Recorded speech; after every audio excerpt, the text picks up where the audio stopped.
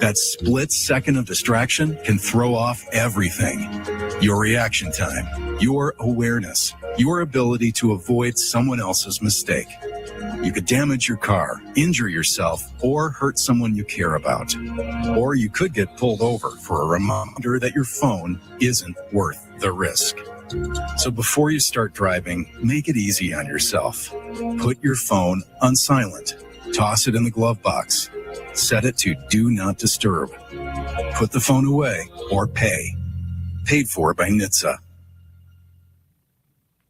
The Hoop Collective Podcast. Cuban's frustrated because he thought he was going to get back in at least the room in terms of, basketball decision making. And then Cuban realized, damn, I'm really not going to have any say. Like, they really don't want to hear what I have to say. So Cuban's mad. He feels like he got his toy taken away. Yeah, Cuban's having a temper tantrum. And I don't really care what Mark Cuban has to say. He doesn't know the Mavericks anymore. The Hoop Collective Podcast. Listen on the ESPN app or wherever you listen to podcasts. That time of year when the very best come out to play.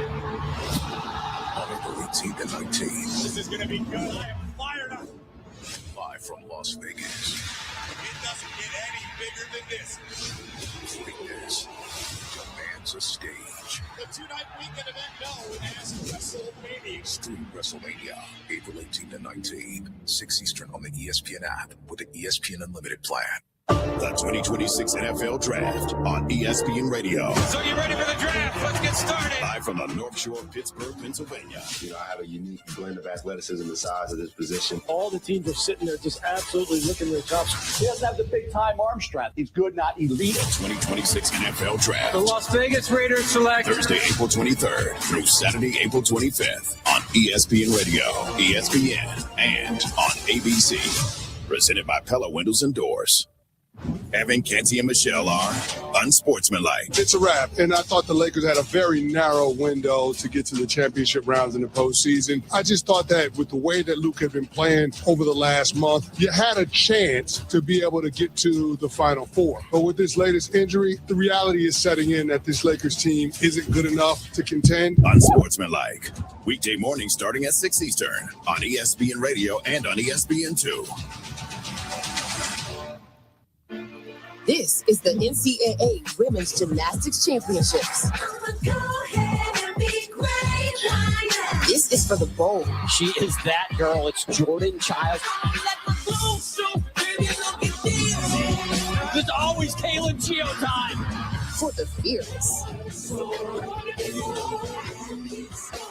For the phenomenal. The moment belongs to Oklahoma. The NCAA Gymnastics Championships on ESPN. Amber and Ian. I grew up in Louisiana, went to Alabama. Sorry, it just means more right now in the Big Ten. They are the most dominant league right now going. We said it about the SEC for years. They are now playing second fiddle. So obviously I'm an SEC girl through and through. So blah, blah, blah. Let me know when you can do it against a 1 seed. Let me know when you can do it against the big boys. Are you really going to stand on this hill? Just saying. Amber and Ian. Weeknights at 7 Eastern on ESPN Radio.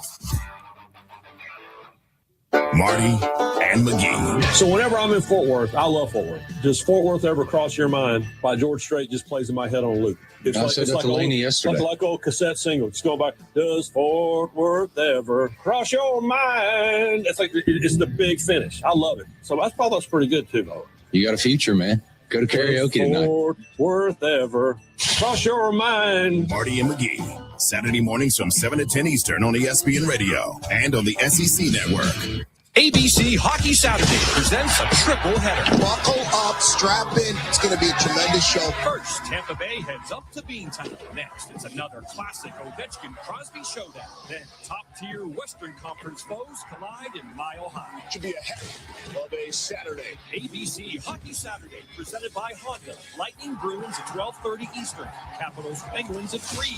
Golden Knights Avalanche at 8. Saturday on ABC and the ESPN app.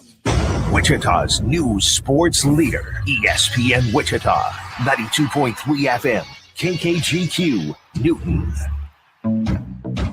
This is the Shane Dennis Show on the new ESPN Wichita, 92.3 FM. Hello. Happy Friday. Happy noontime. It is episode 1195. Shane Dennis Show. Jack Johnson alongside. And as far as that goes, you better settle in because there's going to be a lot of us for most of the afternoon here on the channel. More about that momentarily. But for the next 2 hours, you can be a part of the show if you want to be. Each and every weekday here from noon to 2, I'll be with you. And most of the time, Jack will be with you. And we've got a couple of different ways for you to be a part of the show if you want to mix in here. And we've got multiple ways for you to enjoy the show, either listening or watching. You can watch us. You can watch me anyway. And we'll get to all that here shortly. Hotline. Let's start there. If you want to call in the future, not now, not today, in the future, you want to try to win some things on that hotline, and we tell you to call, this is the number we mean. Punch it in your phone if you haven't already. If you're a sports fan, you like to listen to us, maybe you're new to ESPN Wichita, maybe you're new to my show or The Pulse from 2 to 4, then the hotline to call is 316-669-4996. So if we ask you to call or you just want to call because you got a question or a comment or something that you think will further the conversation, that's the number. You call it. Don't text it. It's a dedicated hotline. We have a dedicated text line. Don't call the text line. It is 316-666-2285. That's the text line. So if you got something you want to say via text and, cross your fingers that I'll see it in time, or Pat's better at it than I am, but we will see your texts. So text us at 666-2285. So if you want to contact us for all the reasons I just said, and you don't want to call, or you can't call, you're at work or something, then shoot us a text, 316-666-2285. It's a relatively new text line. As of this week, we've changed numbers. That's what it is now moving forward. So do that if you want to be a part of the show via text. You can also live stream the shows when we're at our Equity Bank Park studio, like I am today. You can go to our X or Twitter page at ESPN Wichita, our Facebook page, same, our YouTube channel, subscribe to it and watch us on that, those channels. All right. On those social channels, but we have Instagram too. But you can't watch us there. So Twitter, Facebook, subscribe to our YouTube channel. And while you watch and look at us and me and all of our bobbleheads up here and the Masters, and you can kind of see part of the TVs in today's layout. But anyway, if you do that, you can also get the added bonus bonuses of seeing all the numbers that you need in case you forget them. Our Twitter handles, if you want to tweet at us, and the schedule of the show. So you get a little sneak preview of what we're going to talk about in the next segment, good Lord willing, unless there's, breaking news, something like that. But there's all kinds of cool benefits for you to live stream and watch the show on Twitter, Facebook, and our YouTube channel. Of course, if you're in your car, 92.3 FM, make us your preset one. We love you. Also, download our ESPN Wichita app. In the very near future, that is going to be super important for you to do. It is anyway, because you can take us with you wherever you go. And regardless of whether you're within shouting distance of South Central Kansas, if you got that app on your phone, regardless of what kind of phone you have, then you can listen whenever, wherever. And I say whenever, because if you miss us live, or if it doesn't suit you live, then go to our ESPN Wichita app and click on the podcast. So you can scroll through and search for anything that you may have missed, a segment, an interview, anything. ESPN Wichita app. Same ESPNWichita.com. Same. Live, click listen live. Past shows, click podcasts. And then you can search back through New Day with SSJ, me, The Pulse with Pat from 2 to 4, and the program with Seren Petro from 4 to 6. All those shows are housed at ESPNWichita.com. Jack takes care of that. So thank you, Jack, ahead of time. And if you just want to listen to something again, or you missed it first time around, that's where we got you hooked up. We are at our Equity Bank Park studio. It's April 10th. Headed for high in Wichita today on this Friday of 68 degrees under overcast and rainy conditions here in Doodah. All right. Coming up, you're going to hear a lot of me, a lot of Jack, a lot of me and Jack, and none of Pat. He's out today. We're in for him. So load up your questions or your comments.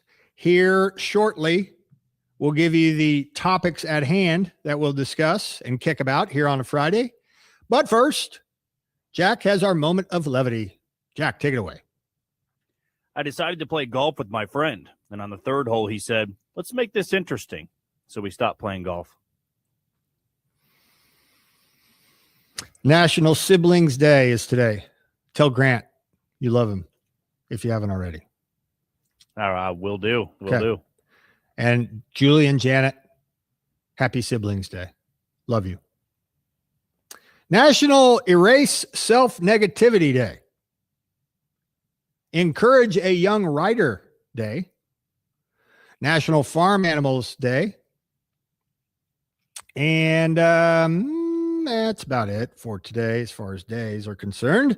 Born Day, Harry Morgan, actor remembered for his role as Colonel Potter in MASH. That's a couple of MASH birthdays this week, I believe.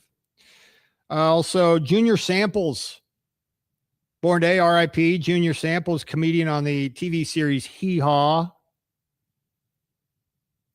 And Steven Seagal, 74. Jack, Steven Seagal's best work. Go. When he was the punchline of Tom Segura's joke. Why are you like that, man?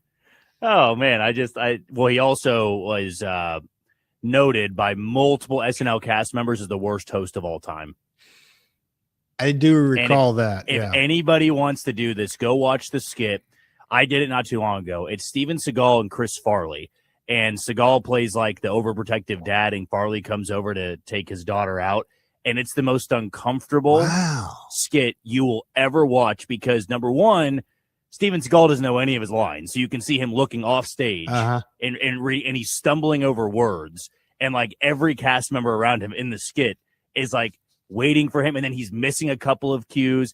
It's one of the most uncomfortable things you can see. And then the audience picks up that he's just bombing out there. And there's kind of like these quiet chuckles like here and there. Oh my God.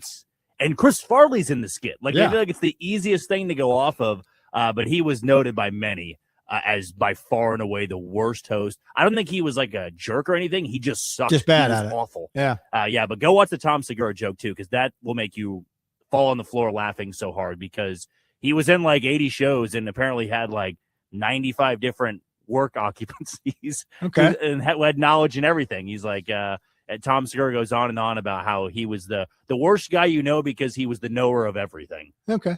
All right. Good to know. Also, it's a born day of Mandy Moore, an actress. There you have it for April 10th. Here's what we're going to talk about today over the next couple of hours and beyond. And I say that because I'll be in the 2 to 3 o'clock hour on the Pulse, me and Jack. And then Jack will have the 3 to 4. So we'll kind of tag team it during the Pulse from 2 to 4. And so that's why in this segment, I will touch ever so briefly on the Royals White Sox game last night and moving forward. And the reason for that is in the 2:00 hour, we'll hit it a little bit harder. So if you want some scathing remarks about the Royals, you'll get maybe a few of them here in this segment because, truth hurts.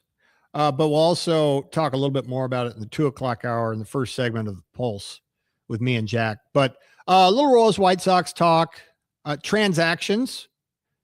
The Royals made a couple of moves, and one of the guys that was involved got in the game last night, and he's done all right in his brief time with the Royals. We'll tell you who that is and talk about that coming up here during the first segment. Royals losing last night 2-0. We'll have our stories of the week brought to you by Prochaska, Howland Prochaska Law. No. PHP gives us the player of the week. The story of the week is brought to you by Farha Roofing, and we love both of those entities. But Farha Roofing brings us our story of the week, and mine kind of piggybacks on my, can't remember what segment it was earlier, but the expansion of the NCAA tournament that we understand is likely to go from 68 to 76. I have a perfect explanation and reason for that in my story of the week. So that comes up at 12:25. We'll also have our Rivet Computers Twitter question, and it is up there right now. It has to do with your lawn. There's a method to my madness. I'll explain. Injury report coming up 1:00. We'll also take a look at the Masters leaderboard. Pretty much everybody's out on the course right now in round 2 in Augusta. Beautiful day for golf, not necessarily for the golfers, but for the patrons it is. And it's looking like it's going to be a perfect weekend for the patrons at the Masters in Augusta. So we will take a look at the leaderboard coming up in the 1:00 hour and also take a look at the injury report. It has to do with an NBA player. Believe it or not, we don't talk too much NBA around here, but we'll mix that in the 1:00 hour. Also, we have, we want to guide you to our Facebook page because you have an opportunity to win some stuff from you almost always do have an opportunity to win stuff from us, but we have a giveaway alert that you need to be aware of. So we'll tell you what that is coming up in the 1:00 hour. And all kinds of sports for you to bear down on and maybe grip over or stress over. If you're in and around Wichita, got softball that is kind of going on right now. You got baseball, talking about shocker sports, that is. Baseball's in Birmingham tonight. Softball trying to get a doubleheader in today. Got the wind surge continuing on from Arkansas. The Masters, of course.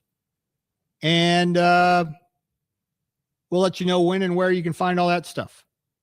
So we'll have a little hodgepodge segment at 1:25 about upcoming sporting events tonight and through the weekend. And then we'll get to I'm Old Jack Young at the end of the show. Got a pretty significant anniversary on this day. It is the 53rd anniversary of a first in Royals history. Talk about that during IOJY. And then Jack and I will stay together. We'll Thelma and Louise it into the 3:00 hour, and we'll talk to you more about that once we get there. So there are your topics. That's what you got to look forward to. Please text us if the mood strikes, 316-666-2285, and we'll do the best job that we can to get to your questions or your comments or things like that. All right, as promised, Royals losing the first game of their 4-game series against the White Sox at the K last night. 2-0 was the final. It was an effort in futility yet again. It was a frustrating night to watch the Royals in a few different ways. Although Seth Lugo continues a really impressive trend, Cole Reagan's injury notwithstanding, of starting pitchers doing a pretty darn good job through the first 13 games for Kansas City, especially coming on the heels of that game I just referenced, where Cole Reagans was knocked out very, very early, and the Royals had to go to the bullpen in that Cleveland game that ended up seeing Tyler Tolbert pitch. That being said, Seth Lugo did yeoman's work. He's a pro. That's exactly what a professional pitcher needs and ought to do, and he did it. He more than did his job. We'll get to that in a second. But the Royals hitters have continued a trend of not doing their job. They only had 11 base runners last night, 5 hits, 4 walks, 2 hit batters. None of them got to third base. They were 0 for 7 with runners in scoring position. By my math, they are now 0 for their last 24 with runners in scoring position. And that is a fickle stat. It's a flimsy stat. It's not something, that's something you can work on. But if you have good production with runners in scoring position, all the better. And there are going to be droughts where you don't. You're facing high-end elite relievers. You're facing guys like Chris Sale. If you do get a guy in scoring position, those kinds of guys obviously bear down and tend to pitch better when one of their runs is about to score. But all that to really put a bow on a frustrating night at the plate yet again. As Jamie Bluma said yesterday, on one hand, it's still early, but at what point is it not? Seattle, Detroit, and Boston all have 4 wins. The Royals have 5. So maybe you need that to put, that perspective to maybe walk you off the ledge a little bit. And maybe we need to tip our cap to Anthony Kay, who you likely hadn't heard of before last night, the White Sox starting pitcher. He's a lefty. He had bounced a bit between the Blue Jays and the Cubs. He had, for his career before this year, reverse platoon splits against lefties. That is to say, he couldn't get them out like he could righties. And he absolutely smothered the Royals' left-handed hitters last night. They were 0 for 7. He pitched the last 2 years in Japan, Kay did, and really figured it out against lefties. And so often happens, pitcher goes to Japan, deals, figures some stuff out, comes back over here, and not only resumes his big league career, but gets a little bit of a boost. And that is exactly the definition of Anthony Kay. 0 for 7, 6 strikeouts, lefties against Kay last night for the Royals. 5 of those were swinging. 1 was a sinker taken for strike 3 by Vinny Pasquantino. It was ruled a ball, overturned, turned into a strikeout. And so now they're 0 for their last 24 with runners in scoring position. Michael Garcia, multi-hit game. Bobby Witt Jr., multi-hit game. Nobody else did squat. That's about the end of that. We'll get into, like I said, about 2 hours from now, we'll get into the how much should we worry? How much should we be mad? That sort of thing. What kind of angst is the proper amount? And maybe we'll talk Jack through some things too, because if you didn't already know, he's the host of the Locked On Royals podcast. He has oodles and gobs of followers now that he does that. on Twitter. And if I were him, I'd turn my mentions off. But more on that later. On the heels of that semi-disastrous game against Cleveland, in Cleveland, game in which they lost 10-2 and had to throw a position player at the end, the Royals had to announce, or didn't have to, but announced a couple of transactions ahead of the game last night, both bullpen arms. And in hindsight, makes a lot of sense because they optioned Luinder Avila and Steve Cruz back to AAA Omaha. Wasn't because they both stunk, but it was just logistics. Avila threw 62 pitches because he had to come in early when Cole Reagans left due to injury. And Cruz threw 41, who was basically the sacrificial lamb that was left out there to die in a game that was getting away from the Royals. And it got so bad that Cruz actually didn't finish the game. They brought in Tyler Tolbert to I think the last 3 outs of that one in a 10-2 game in which Q and Sweeney and all those guys didn't want to throw another pitcher. And understood. The way things were going offensively for the Royals, 10-2 might as well have been 20-2. But anyway, Avila basically took a starter's turn in the rotation by throwing 61 pitches.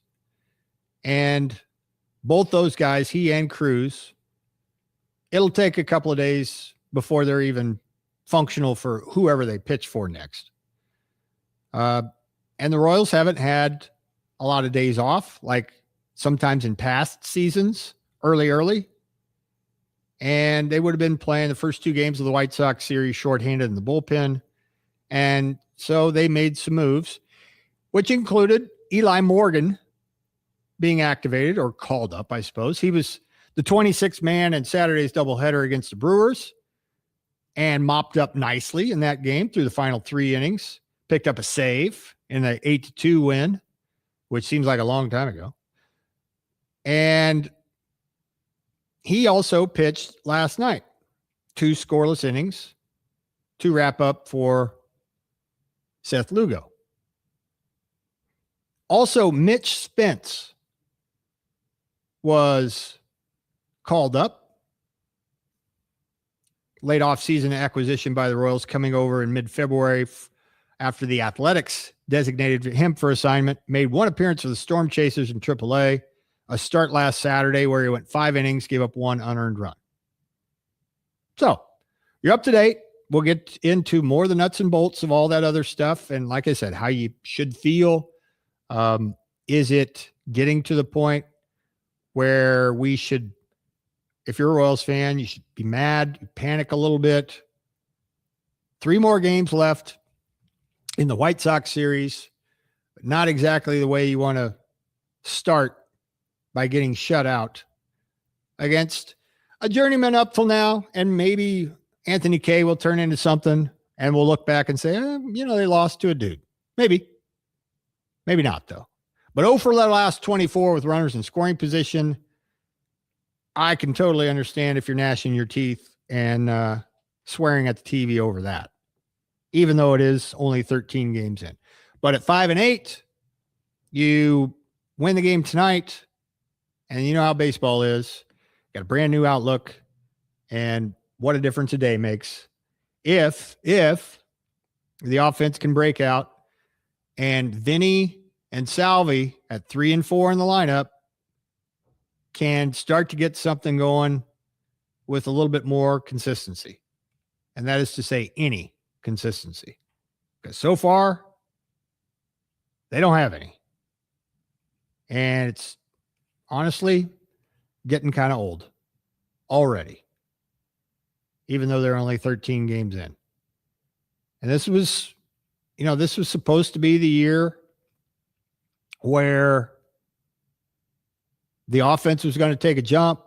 Lots and lots of people were touting the Royals as a breakout candidate offensively, where offense is concerned. Even though they really didn't make that big splash transaction, they did get Lane Thomas. They did get Isaac Collins. And we all thought, well, if they do anything at all, that'll be an upgrade from what the outfield did last year. So far, we're still waiting for it, but maybe, just maybe, it'll start tonight. And we will talk about it all on Monday and maybe feel better, back to normal, because the Royals took care of business over the weekend. We'll see. All right, we're off and running here on a Friday. It's 12:25. When we return, our stories of the week, brought to you by Farha Roofing. That comes your way here on the other side. Also, we will eventually get to the Twitter question, brought to you by Ribbit Computers. We'll take a look at the Masters leaderboard at some point in the next half hour or so. Pretty much everybody is out on the course at Augusta in round 2. We'll take a look at a couple of our boys, our local guys, Sam Stevens and Gary Woodland. How are they looking to make the cut? Who's on the front page, et cetera, risers, fallers, who's got the round of the day. Take a look at that coming up here in just a little bit. We'll have our injury report coming up in hour number 2. We've got a Facebook post that we really want you to take a look at and follow directions on, and also what to watch, what to look forward to when it comes to your favorite teams coming up this weekend. Softball in the middle of a weather delay right now, as a matter of fact. Baseball down in Birmingham take on UAB. Surge with their series that continues tonight. The coverage time has bounced around quite a bit this week, so we appreciate your patience if you've been looking for Wind Surge baseball start times. And it started with the School Kids Day, or the Business Person Special Day, on Wednesday when we had an 11:05 start. And then the coverage started at 6:20 last night. A Arkansas win, by the way, 4-2. And then tonight, the coverage starts at 6:50, 6:50. So for a Friday night game in Little Rock, Tim Grubbs with coverage for you at 6:50 tonight for Wind Surge Baseball. And then they will come back home next week, next Tuesday. They'll take on Springfield. Coverage starting next Tuesday against the hated Cardinals, with coverage starting at 6 o'clock on Tuesday. So just a heads up for that. Also, another heads up while we're on it, there's another day game on the 15th. So next Wednesday, there's another Wind Surge day game at 11:05. So there's a couple things in play here. If you're here in Wichita and you want to come on out, spend your lunch hour here and watch a little Surge baseball, 11:05 Wednesday. Also, as it pertains to yours truly, I think you know what that means. Assuming they play the game, you won't hear me. So Wind Surge baseball next Wednesday, 11:05 start time.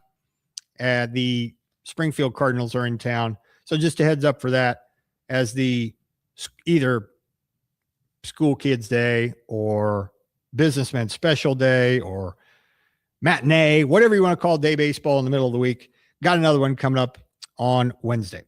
When we return, Farha Roofing brings us stories of the week. That's next here on a Friday. You're listening to the Shane This will Dennis be a little Show bit longer of a break because we got the ESPN 3-minute Wichita. Masters update. Sure. 2.3 FM. From the Augusta National Golf Club, Westwood One Sports presents this special report on the Masters. I'm Ted Emmerich. Rory McIlroy about to tee off in the I'll second probably round. In the mention first it in my round with a show, 5 but it under just came out 67, that the he was Kansas one Mizzou stroke football off the game, best I think it's not 18-hole really score by breaking a news or any defending big news, but champion they got in moved from Masters Saturday history. to Friday Safe night national McIlroy television. is swinging free and easy this week. Winning a Masters Say something. makes it easier to win I your just said second one. I'll mention No, it it's hard briefly to in my say because show, there's still or you shots can as out well. there I don't know that how you- timely it'll you be, feel but a little bit the tight KU with, Mizzou and you- football game you have to just got stand announced. up It got and moved commit from to making a good Saturday swing to and Friday night for national not worry television. about really where it goes. I think it's easier for me to make those swings and not worry about where it goes when I know that I can go to the champions locker room and put my green jacket on and have a Coke Zero at the end of the day. What if they serve frozen awesome in the champions locker room? Rory's tied for the lead with Sam Burns and now Justin Rose, all at 5 under par. You're listening to coverage of the 2026 Masters on Westwood One. David is a real Prevagen user, and this is his story. Nice to meet you. My name is David. I've been a pharmacist for 44 years, and I'm from Flowery Branch, Georgia. When I first started taking Prevagen, I noticed stuff just seemed to come together and fit like a jigsaw puzzle. When I have customers come in, I recommend Prevagen. Number one, because it's safe and effective, does not require a prescription, and I've been taking it quite a while myself, and I know it works. I wouldn't recommend something like Prevagen if I didn't think it was worth it because it works so good for me. And I love it when the customers come back in and tell me, David, that really worked so good. Makes my day. Prevagen, at stores everywhere without a prescription. This product is not intended to diagnose, treat, cure, or prevent any disease. Testimonialist was compensated for their time. Last year's Masters runner-up joins the group at the top. Let's check the leaderboard, sponsored by Prevagen. Prevagen, made for your brain. Justin Rose with 3 straight birdies at 9, 10, and 11. He's now 5 under, along with Sam Burns and Rory McIlroy. Wyndham Clark thrust himself into the conversation with a 4 under 68 this morning. He is 4 under for the tournament and 1 back. Tyrrell Hatton has the round of the day, 5 under through 13. The Englishman now 3 under for the week and 2 back. Shane Lowry, Jason Day, Patrick Reed, also 3 under for the tournament. Scotty Scheffler birdies 8 and 10 to make it back to even par today. 2 under overall, 3 off the pace. 2023 Masters champion John Rahm in a fight to make the cut. 1 under today through 11, but after a poor first round, he's plus 5 overall. From Augusta, I'm Ted Emmerich, Westwood One Sports. Truck Staff is the premier provider for all of your towing needs. Fifth wheels, gooseneck, and bumper pull hitches with brands like B&W, Draw-Tite, and Kurt. We also sell and install brake controllers and airbags to lift your squatty rear end. Interest-free financing makes it a snap to get your boat, horse trailer, or camper safely down the road. For all of your hitch needs, stop by Truck Staff today at 427 North Washington. Check us out. Truck Stuff. What do people with blindness or low vision need to live to the fullest? Just ask them. It's skill development, scientific breakthroughs, knowledge-based jobs, and the same opportunities as everyone else. When you give to Envision, whether it be your time, donations, or your engagement, you make it all possible. That's because at Envision, they don't focus on the disability. They value the ability. They choose not to envision a world without sight, but to envision a world where people who are blind or visually impaired are empowered to reach their full potential. Learn more at envisionus.com. In Kansas, truth is told in speed, wide open, full bore, and no mercy. Season momentum earned 3 and 4 wide. Loud, intense, inches predicting outcomes. Blink and miss. They bang sideways. What just happened? Pure speed whipping across the plains. Hell yeah, boys! NASCAR weekend at Kansas Speedway, April 18th and 19th. Get your tickets now at kansasspeedway.com. Looking for a pharmacy that actually puts you first? Discover the difference at DAM Pharmacies. From fast, friendly prescription service to customized compounding, immunizations, and everyday health essentials, DAM Pharmacies is your trusted local partner in care. And now with their new location in Wichita, downtown at 401 North Waco, it's even easier to get the service you deserve right where you live and work. Skip the big box hassle and experience personalized care that makes a difference. Why go anywhere else when you can choose a pharmacy that gives a damn? DAM Pharmacies, local, convenient, and committed to you.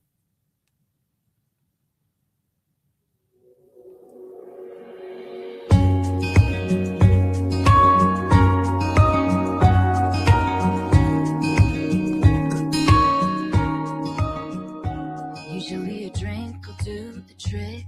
Take the edge off quick, sitting in the dark with a shared cigarette. Seeing eye to eye and heart to heart. But maybe I'm just getting old. Used to work, but now it don't. A long gone Maren Morris. Morning, Dave. know the kind where you take a turn and you don't. Shane and Jack here with you on a Friday. Shoot us a text if you want. 316-666-2285 is our new and improved text line. Time now for our story of the week, brought to you by Farha Roofing. When storms hit, don't let your roof take the damage. Farha Roofing is here to restore and protect your home with expert repairs and top quality materials. After the storm, call the best. Farha Roofing, we rise above the rest. Not that I know a whole lot about weather, but it's overcast. It's been raining here. It's supposed to keep raining over the next couple of days here in Wichita. So keep your eye on your roof in case, bad storm pops up. Keep Farhall Roofing in mind.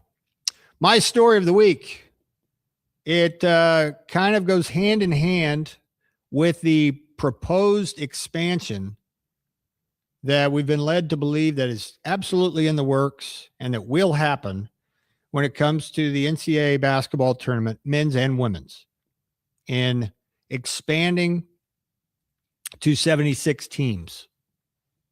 When that happens, we'll see. But again, we have been led to believe that that's going to happen because the powers that be, especially those in the power conferences, are all for it. And on the periphery, I suppose, if you're Pollyannish about this, that you would hold out hope that all those mid-majors, quote unquote, or non-power fours that have at-large worthy resumes will be included when otherwise maybe they'd be left out. Now, Miami of Ohio is the big story this year, but they got in, of course. But moving forward, will the American, I suppose, the MAC, the Mountain West, the Big West, West Coast Conference, somebody that's taking care of business, or at least according to their fan base, will they get an at-large because there are many more at-larges to be had if and when they expand to 76 teams?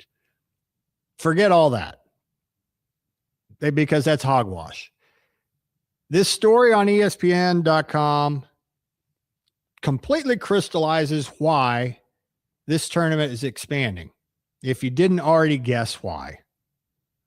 And we kind of broached the subject at the time when I was telling you about the expansion and who, in general, big conferences, Power Four, were proposing that this happened.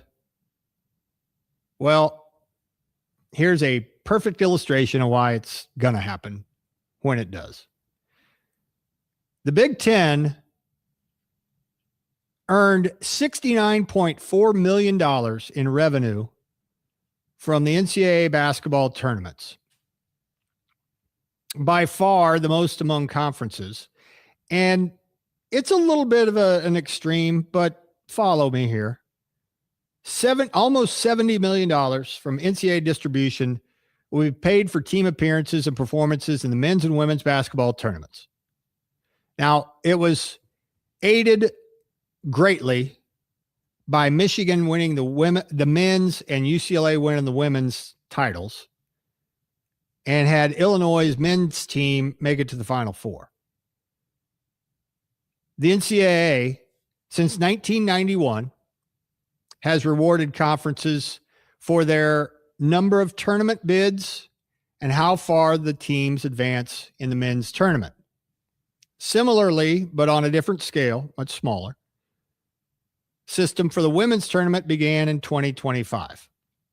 So this is mainly a men's thing, but it's not exclusive to the men's tournament, so I don't want to leave the women out of this. But the bigger piece of the pie is carved out by teams in a conference that go to the men's tournament and advance in the men's tournament. For example, for this year's tournaments, 9 men's teams and 12 women's teams from the Big Ten combined to make all that money. $69.4 million. $63 million of it came from the men. The SEC, which had 10 teams in each tournament, totaled somewhere around $56 million. Other distributions include $43 million to the Big 12, $34 million for the ACC, and $22.2 million to the Big East. And if you weren't aware, the NCAA sends payments directly to the conferences, which distribute the money among their teams in the conference according to their policies. Payments for this tournament will begin April of 2027. Teams in each tournament earn what's known as a unit for making the field to 68, and then an additional unit for each win that they get, or for each round in which that team appears. The national championship, or the national champion, is awarded an extra unit, and the value of that unit, it increases each year. A portion of revenue from the tournament's broadcast agreements are directed to distribution payments, 24% for the men, 41% for the women. Estimated value of a unit for the 2026 men's tournament, in case you're curious, will be about $350,000. And that amount will be paid annually for 6 years. A single unit earned in 2026 will have a total value of at least $2.1 million over those 6 years. So if you do a little quick math, that's what it works out to be.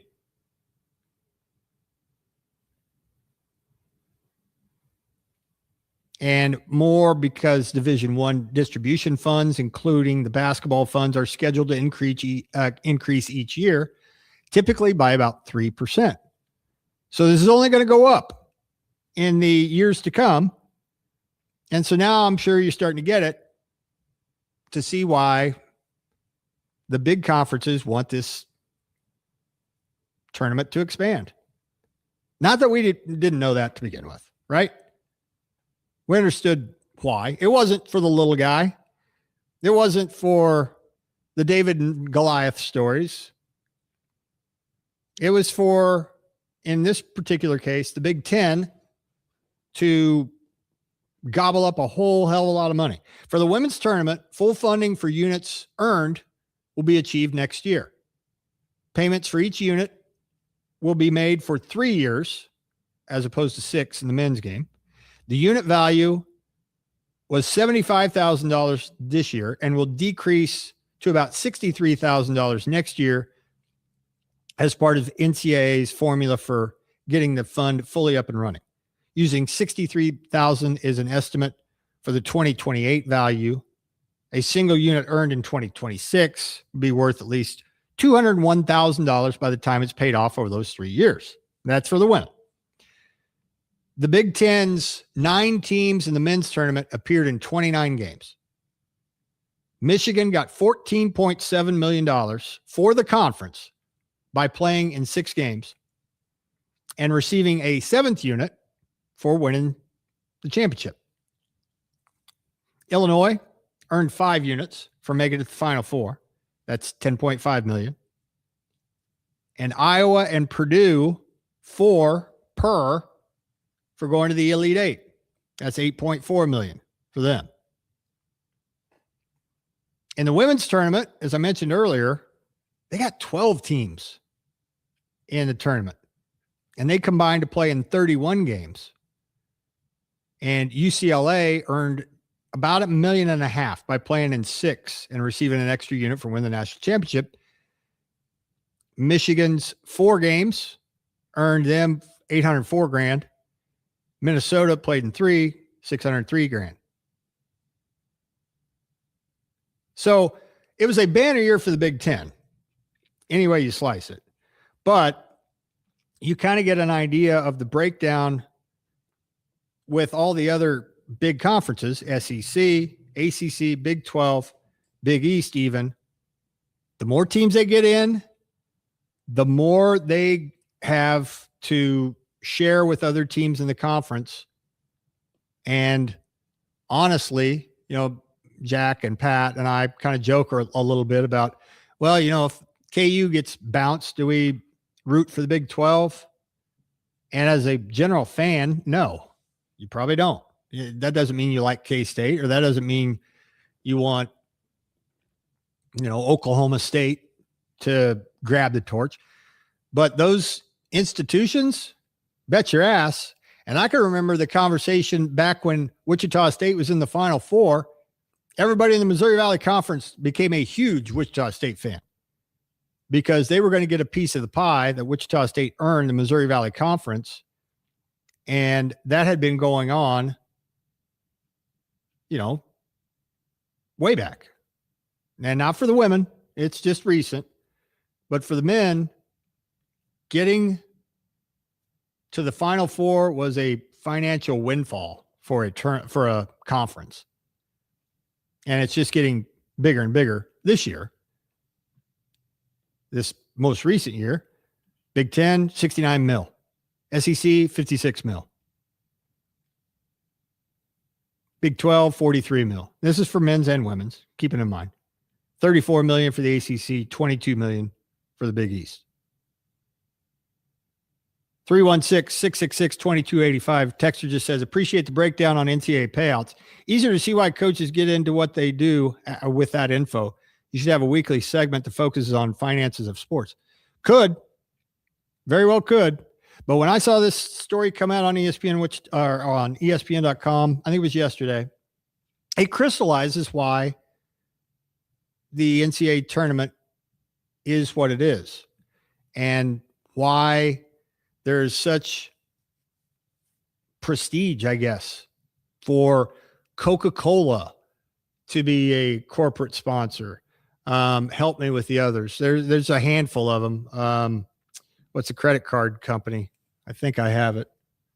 The credit card company that Chuck and Sam Jackson is in. They're a corporate sponsor of the NCAA.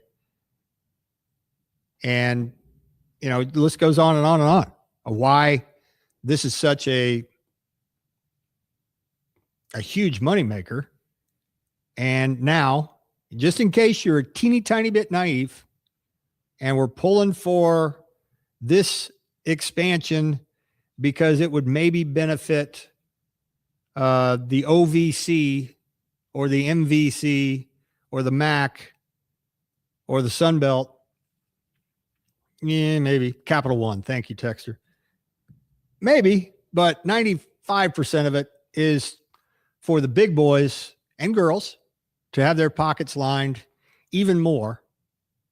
Because you wait, if it goes to 76, we'll do some comparing and contrasting about how many teams got in on a particular year when it was 68 versus who's getting these extra ones. Who's getting the extra 8 bids? Promise you it will not be the majority little conferences, Mountain West, West Coast, Big West, Missouri Valley. I'll eat my words if I'm wrong, but I bet you I won't be. All right, it's 12:47. When we come back, Jack's story of the week, Twitter question. We'll get you ready for the injury report in the 1 o'clock hour. We'll take a look at the Masters leaderboard brought to you by Shot Suite. A lot of other things to get to here in the next few minutes, but coming up next, Twitter brought to you by Rivet Computers. And Jack's story, Jack's story of the week. That's coming up next, 12:48. You're listening to the Shane Dennis Show on ESPN Wichita. For those of you that have not had lunch just yet, first of all, it's Friday. The Masters is on TV, and highly recommend you head on into Twin Peaks. Our good friends at the East Lodge, 21st and Rock, West at Ridge and Taft. That's where we're going to be coming up Thursday, the 23rd. That's the day of the NFL draft. So we'll be getting you ready for the draft. We'll be out there. Speaking of draft, 29-degree man-sized drafts out at Twin Peaks, Ridge and Taft, 21st and Rock. Made from scratch comfort food. Watch the Masters on wall-to-wall TVs. Every game, every fight, every big moment. Plus your favorite Twin Peaks girls out there hooking you up as well with the rustic Mountain Lodge atmosphere and good times had by all. And it's your favorite local lodge. Burgers stacked high, cooked to order. They got smoked in-house wings and brisket, signature cocktails as well. If you want to be a little highbrow, you can. Or if you just want to stick to the ice-cold drafts, they got those too. Happy hour deals coming up here in a couple of hours. Great place to watch UFC, boxing, football, basketball, the draft, and, of course, the Masters. If it's on at Twin Peaks. Scenic views that make Twin Peaks famous. Come hungry and leave victorious. Twin Peaks eats, drinks, scenic views. The road to the Vanderhall is on all April at Rock and Brews Casino. April 1st through the 25th, earn entries while you play. Every 100 points gets you another chance to win. Join us Friday and Saturday nights for drawings from 7 to 10 p.m. and win up to $1,000 cash. The grand finale, Saturday, April 25th at 10:30 p.m. when one lucky winner drives away in a brand new Vanderhall Autocycle. Eat, win, and take the road to the Vanderhall at Rock and Brews Casino. I-35 exit 231. Owned by the Caw Nation. Spring's here in Kansas, and that means warmer weather, but also spring storms. If your roof took a beating this winter, now's the time to get it checked out. Call the experts at AR Roofing in Wichita. Their team will inspect your roof, identify any damage, and help you stay ahead of costly repairs before the spring rains roll in. Whether it's missing shingles, leaks, or storm damage, call AR Roofing today or visit arroofing.com and schedule your spring roof inspection. AR Roofing, Wichita's #1 referred roofing company. What do people with blindness or low vision need to live to the fullest? Just ask them. It's skill development, scientific breakthroughs, knowledge-based jobs, and the same opportunities as everyone else. When you give to Envision, whether it be your time, donations, or your engagement, you make it all possible. That's because at Envision, they don't focus on the disability. They value the ability. They choose not to envision a world without sight, but to envision a world where people who are blind or visually impaired are empowered to reach their full potential. Learn more at envisionus.com. Hi, it's Jeff from CBD American Shaman, Wichita and Derby. 2 great locations in the Wichita area, located at 21st and Rock in Wichita and Baltimore and Market in Derby. What do you think of when you hear American Shaman? Do you think of CBD? How about relief? What about relaxation or recreation? Well, we're here to say, maybe you should. We celebrate CBD every day. Stop into American Shaman, Wichita or Derby, and get a free sample, where relief, relaxation, and recreation are better with the feather.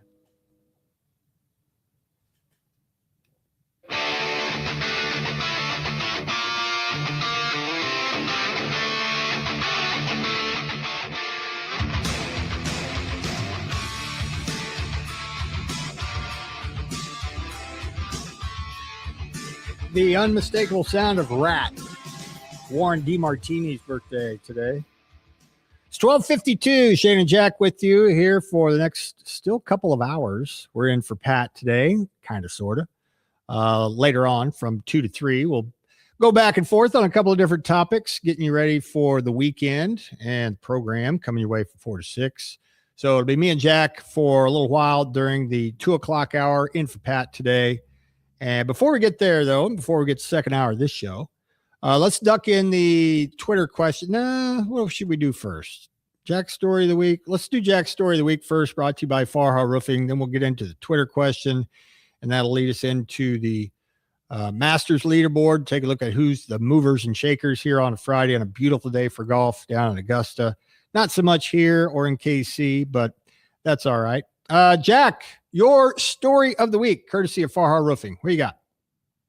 Yeah, I'm going to make this one pretty brief, but let's go back a few days from when North Carolina hired longtime NBA coach Michael Malone to a 6-year contract to become the next coach of the Tar Heels. And really just wanted to take an approach here of what the current college basketball landscape is telling everybody out there. Because what we talked about, Shane, and Pat and I talked about as well on his show, when there was the rumblings and the rumors of Bill Self maybe calling it quits after their loss to St. John's. We knew Hubert Davis was going to be on the hot seat. And what was everybody saying out there? Well, the Blue Bloods are going to have their pick of the litter. They're going to be able to go to Tommy Lloyd at Arizona. They're going to be able to go to Dusty May at Michigan. Maybe they'll go to Ben McCollum at Iowa and say, here's an offer you can't refuse. And that coach is going to say, I've always wanted to be a coach at a Blue Blood. Now I've got that opportunity. And whereas that would have been true 20 years ago, and not that Blue Bloods are no longer prominent, because there's still a lot of Blue Bloods that are, and that job is very, very coveted. What you're seeing now in college sports is probably more declines, I guess I would say, of these type of jobs, whether it be they're happy where their feet are, or they don't want the pressure of dealing with that job. I mean, was Michael Malone on anybody's radar for North Carolina's job opening? Certainly wasn't for me. I never heard it. No.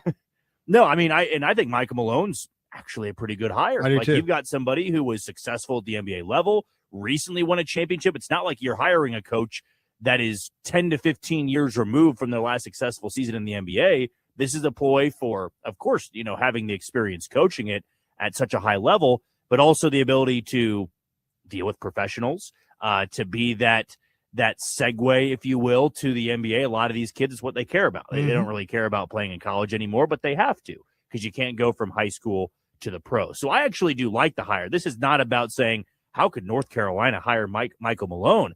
This is more so about tying it in now to Kansas and to whenever another blue blood job opens up.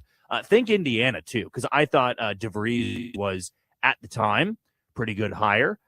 Indiana also had Mike Woodson before, and that didn't work out so well. So maybe that would give you some hesitancy with Michael Malone going to North Carolina. But, man, years ago, you would be foolish not to accept the Indiana job. Basketball matters the most there, and even though Kurt Cignetti comes in and wins a national championship, the Hoosier State is a basketball state. It's why Indianapolis is one of the Final Four destinations. It's got so much rich tradition, so much history. And now it's like Indiana couldn't get one of those top coaches out there. If you're a really successful coach somewhere, you probably won't be taking these jobs. And for Kansas, I mean, if this is it for Bill Self after this year, if I'm a Kansas fan, which I am, I'm not looking at all these top dogs and saying it's a shoo-in, right? That you can go over there and offer them a 7-year deal and make them the most rich and highest paid coach that college athletics has ever seen. I'm not sold they take the job. And that's crazy to think about now in the current landscape, because these other schools, they do have a lot of money. Michigan has a lot of money. Arizona has a lot of money. And some of these coaches, I don't think they want to be looked at as this traitor. Right now, Tommy Lloyd in Kansas, there actually was a Kansas clause, which I find just so hilarious. There was a true Kansas clause. I think technically it was like a non-compete. You had to wait a year before going to another school in the Big 12. And we all know the only job he would take in the Big 12 over Arizona would be Kansas. And he signs that long-term extension with Arizona. It's not to say he couldn't go elsewhere down the road, but this is now kind of changed, I guess, the future of college basketball, where in the past, that job opens up, you better hold on to your coaches tightly, because one of you is leaving, right? One of you top coaches is going to go take that job. Now it's like these blue bloods, they've got the money to go get whoever, but maybe you have to start turning to the NBA. Maybe you have to start turning to some of these guys that are successful at smaller schools. It's not as easy as this, let me go get the national championship winning coach from a year ago, because they'll obviously want to come here. That's not always the case. Dusty May and Tommy Lloyd getting to where they did, Dusty May and Dan Hurley, Dan Hurley turned down the Lakers job to stay at UConn. Yeah. Dusty May, he's at Michigan. They're going to build a statue of him one day. He's very successful. They're going to continue to get money. They know how to recruit. You're familiar there. You're comfortable there now. And most of these coaches, maybe it's the new age of coaches, that really just matters to them. Maybe it doesn't really matter anymore about the rich tradition of North Carolina basketball and I'll uproot my family and go coach there just because that's a once-in-a-lifetime opportunity. I'm not sure it's looked at that anymore. And I'm even lumping Kansas in here. And it would be tough for me to say as a Kansas guy, and I believe the next coach will be a very good one at KU, but you can't be, putting the blinders on here and saying whoever's out there, they can get whoever they want. Because North Carolina had that same mindset. It's like, well, we can go get Tommy Lloyd. Tommy Lloyd said, I'm going to stay here at Arizona and sign the extension. I believe it was reported, too, correct me if I'm wrong, Shane, Ben McCollum turned them down. And maybe that was Ben McCollum saying, hey, I've coached at the Division I level for 2 years. I've been successful enough, but I'm not bailing on Iowa after 1 year. I don't want to be that type of coach that signs a commitment here and then I'm just going to go jump ship to North Carolina. Because some of these guys, they do like coaching at the quote-unquote smaller basketball schools and not being thrust in a position where Hubert Davis, who was 24-5 before Caleb Wilson went down, then he gets bounced in the first round. It's like, get him out of here. He's terrible. Some coaches say, well, I don't want to deal with that type of lack of security where, well, what if I do go 22-10 in my first year? Am I going to be fired and I'm going to have to uproot again? All of these things will be going throughout the mind of the next coaching carousel. And I would have to throw out a guess that Kansas will be involved in that next year. Just don't be so lackadaisical with it. And I'm sure that KU's AD Travis Goff won't be lackadaisical with it. But you can't just assume now that these guys are going to leave. These guys are going to turn down $10 to $12 million deals over 6 years to go to KU or to go to North Carolina. I mean, Duke, John Shire was handpicked by Coach K, and I think Duke said, hey, you have the right to pick who the next guy's going to be. And truthfully, it has worked out with as many games as he won, but he's also choked in the NCAA tournament.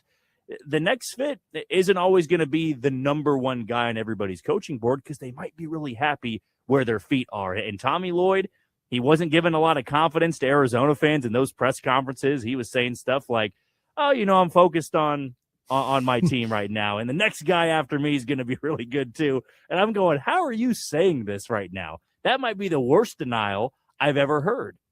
And maybe he was just crazy like a fox. Maybe he knew he wasn't going to go anywhere. He was just, I think, to me, that's what it was. Yeah, I think you're spot on. I believe it was he was already in the talks, and he wanted to get everything swirling about. And it's like, oh, I'm not going anywhere. I just meant, I'm not going to coach here forever because I'll either be here my entire career or I'll be shown the door. I'm not taking another job, though. I'm committed to be here. And now that you see some of these other schools get to the national championship, win a national championship, really the appeal of blue bloods just isn't what it once was. Because if you can win at Michigan, you can win at Arizona, you can win at UConn, well, I mean, then you don't have to go to a blue blood and get all these recruits because you're already getting the recruits, right? So that to me has been really fascinating with this North Carolina hire. I mean, Michael Malone, he's not coaching in the NBA. I believe his daughter is enrolled at UNC too. So there's that connection. But that where in the past, Shane, it was, well, I can't recruit these big name guys because the blue bloods get everybody. Now there's money to spend. And if you got the money to spend, you can throw your weight around with the blue bloods. And that's where the only thing that blue bloods have over the other schools is just rich tradition, and we are basketball schools. And you'll never have to worry about attendance. You're never going to have to worry about will there be financial backing to the program. Where some schools, that might become frustrating. You might get into some tiffs and some arguments there. But that's why I think for North Carolina, some of these other coaches, it's like, well, my team could beat North Carolina right now. And we're maybe not dealing with the same type of payroll as North Carolina, but I know my guys to recruit, and I know that I can turn this program into a powerhouse, and it's not like Dusty May and Tommy Lloyd are at some mid-major program that would be getting that opportunity. And so for the next coaching carousel, as I said, for a blue blood, it's not going to be just this, I get whoever I want. You might have to get creative, as North Carolina did with Michael Malone. And you might have to broaden your scope and hire an ex-NBA coach because you're coaching professionals, let's face it. And so that might be a sneaky great hire by North Carolina in hiring a former NBA coach. Hour number 2 straight ahead. We're going to get to the Ribbit Computers Twitter question. We'll get to the Masters leaderboard. We'll get to the injury report, all that straight ahead, plus your chance to go to a NASCAR race on us. Hour 2 straight ahead. Wichita's sports leader. ESPN Wichita 92.3 FM. KKGQ Newton. And we are all tied up in the bottom of the ninth. Bases loaded. Electric in here. Electric. It all comes down to this pitch. You throw the fastball here. But it looks like Brock is walking off the field and is leaving the stadium. What is going on here? I'm getting word that he left to get a taco. When you need a taco, you need a taco. Introducing the new Cantina Crispy Melt Taco, only from Taco Bell. At participating U.S. locations for a limited time only. Hi, I'm Martha Stewart, and I have a question for you. You know that unwelcome guest everyone wishes would just leave already? That's COVID-19. That's why I got an updated booster designed to help protect against recent Omicron variants. Got it? Check eligibility and schedule your updated COVID booster at vaccines.gov. Sponsored by Pfizer and BioNTech. Nobody protects you from mayhem like Allstate. On that heavy shelf you hung yesterday. Turns out you didn't use enough anchors. Wait, you didn't use any anchors? Now you've got an open floor plan. Trendy. And if you have the wrong home insurance, you could need a wall of money to fix this. So get home insurance with Allstate and be better protected from mayhem, like me. Based on coverage and limits selected. Subject to terms, conditions, and availability. Allstate Vehicle and Property Insurance Company and affiliates, Northbrook, Illinois. Today on Hey Culligan's Smart Home, Smarter Water Softener. Here's Kevin. Hey Culligan, can a smart water softener lift those heavy salt bags for me? Kevin, it can. Wait, it can? Yep, the smart high-efficiency water softener from Culligan can alert your dealer when the salt needs to be replaced, and they'll do it for you, so your water stays soft and you stay away from lifting the bags. I mean, I could lift them if I wanted. No judgment here, Kevin. We're happy to do it, and we're already on the way. Let us help you out with a free in-home water test with the local Culligan water expert at Culligan.com. Progressive presents Adjusting to the Suburbs. You just bought a home in the suburbs, but no one told you about all the birds, specifically this one, who seems to be calling out Roy. Roy. But who exactly is Roy? And why doesn't he ever respond? Maybe Roy is just bird speak for save with Progressive by bundling your home and auto. I guess until Roy answers, we'll never know. Progressive Casualty Insurance Company, coverage provided in service by affiliates and third-party insurers. I can't believe tax season is here already. Look at all this info I have to enter. Phil's small accounting firm is growing in numbers. Why didn't I take that typing class in high school? A data entry specialist could really help him in a crunch. I got blisters on my fingers. Indeed can help him hire great people fast. I need Indeed.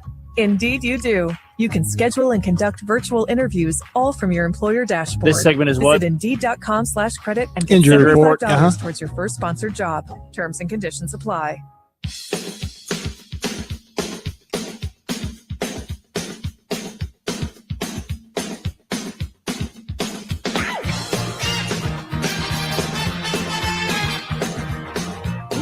Katrina from Katrina and the Waves. It's her birthday. 1:06, hour 2. A lot to get to here in this segment. We went a little long in the last segment. That's all right. We'll make up for it here. It's time, first of all, for the Twitter question brought to you by Ribbit Computers. Wichita, if you got a broken phone, cracked screen, dead battery, not charging, whatever the problem, Ribbit Computers has you covered. They've been Wichita's go-to for fast, affordable phone repairs for over 20 years. Most fixes done same day, and walk-ins always welcome. Don't wait days or spend a fortune. Hop into Ribbit Computers and get your phone back up and running today. Twitter question today, because it's rainy here in Wichita, and it's supposed to be over the next couple of days, and in some places in Kansas, eastern Kansas, it's already been raining. And it's spring, your lawn, if you have one, is probably about to perk back up. And if you haven't mowed yet, it's about that time. So with the April showers, question is, what's the current status of your lawn care at ESPN Wichita? Options. I rent, so that's not a thing. I mow my own and love it. I got a kid / I got a guy, or my kids mow it. There you go. Head on over to our Twitter and fill it out if you don't mind, and make a comment if you don't mind, if it moves you. Kyle says necessary evil to home ownership. Check mark. What's the current status of your lawn care? I rent, so that's not a thing. I mow my own. I have a person, or my kids do it at ESPN Wichita. Check it out. The Ribbit Computers Twitter question. The Masters round 2 is underway. Everybody is out there, and some are done. And Terrell Hatton, of all people, is turning in the round of the day. First of all, we'll start with our Kansas guys, our faves. Gary Woodland from KU, and Sam Stevens from Wichita. Gary Woodland is still out there. He is 2 over through 12 today, 1 over for the tournament, comfortably inside the cut line for the moment. The current cut line is +4. So if your favorite golfer can be 4 over or better throughout the first 2 rounds, looks like they're going to make it to the weekend. And Gary Woodland, if he can hang on, will be comfortably inside the cut line. He is currently tied for 27th. And if the second round ended right now, there would be 54 that will make the cut. So +4 is a cut line. There are currently 5 guys right on the cut line. Everybody else is either getting ready to finish up their rounds or have already finished. Sam Stevens is done. He shot a 2 over 74. So he is 2 over for the tournament after shooting an even par 72 yesterday. Sam is tied for 39th. So he is inside the cut line. He's going to play for the on the weekend, Wichita's own. Terrell Hatton is 7 under through 16 today. And he has bounced back from a 2 over 74 yesterday to be T1 with Rory McIlroy. How's that for a turnaround? Terrell Hatton, 7 under through 17 on the day, 5 under on the tournament, tied with Rory, who is even through 1. Rory shot a first round 5 under 67. Wyndham Clark turned in a beauty today, a 4 under 68 after even par yesterday. So Wyndham Clark is tied for 3rd, 1 shot back of the lead. Justin Rose is 2 under today, 4 under for the tournament, shot a 2 under 70 yesterday. Sam Burns has dropped a shot today after going 5 under yesterday. He's 4 under, still in good shape. Patrick Reed is just getting going. He's 1 under through 3. He's tied for 3rd as well. Brooks Koepka, the live cast off, 3 under on the day after shooting an even par 72 yesterday. He is 2 shots back, tied for 7th with Ben Griffin, Shane Lowry, Jason Day. So it's kind of a who's who here on the first page of the leaderboard.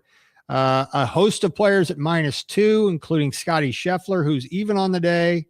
Xander Schauffele just getting started even on the day after 2 under 70 yesterday. And some other notables. Ludwig Oberg, even par on the tournament. He's 2 under on the day. But really the big takeaway, and Sung JM had a good day today. He shot a 3 under 69 to get to +1 on the tournament. But the round of the day, at the moment, Terrell Hatton, 7 under through 16. So he's got another couple holes to try to inch past Rory McIlroy and into the lead by himself. But he'll certainly take it. He is 5 under on the tournament, 7 under on the day. And Terrell Hatton is tied for the lead right now. All right. That scoreboard update brought to you by Shot Suite. Our good friends at Shot Suite. If you Wichitans are looking for something to do, check them out. You can play world famous golf courses in their simulators, or you can also jump into games like hockey and baseball at a private suite in their bays. Also food and drinks available. If you just want to head in there and watch the Masters at the bar, highly recommend. Great bar food, and great TVs in a really nice venue. Perfect for a night out or group event.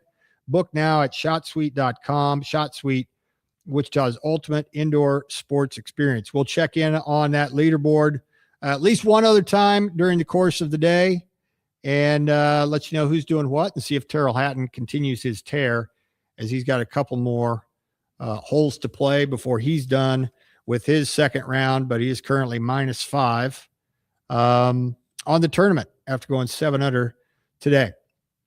Injury report brought to you by Midwest Pain Relief Center on ESPN Wichita 92.3 FM. We break down the biggest injuries in college and professional sports and let you know what they mean for your favorite player or your favorite team. Brought to you by Midwest Pain Relief Center, your go-to for injury recovery and pain management. Shout out to Jason Tatum. We don't talk NBA a whole heck of a lot on this here program, but Jason Tatum, the Boston Celtics forward, he of the NBA title, multiple NBA All-Star teams, all NBA teams, gold medalist. But Thursday night, he returned to Madison Square Garden at the scene of what he called the lowest point in his life. Now, that may seem a little extreme to us, but considering what he does, I won't argue with him. Tore his Achilles against the Knicks 11 months ago in the Eastern Conference semis. And he had 24 points, 13 rebounds, and 8 assists in 40 minutes in his return to the scene of the crime.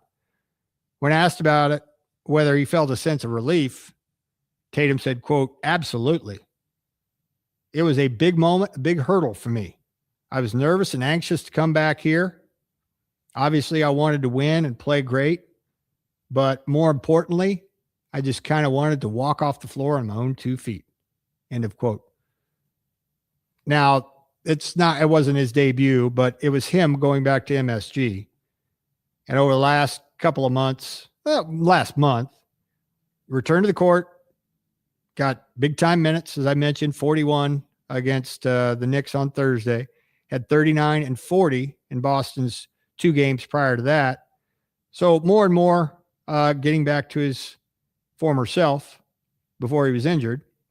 He was 2 of 10 from 3-point range and had 6 turnovers, so it wasn't the game of his life, but in some ways it was in coming back from what he came back from. The Celtics almost assured of having the 2 seed in the East, likely to face Orlando, Philadelphia, or Charlotte in the first round.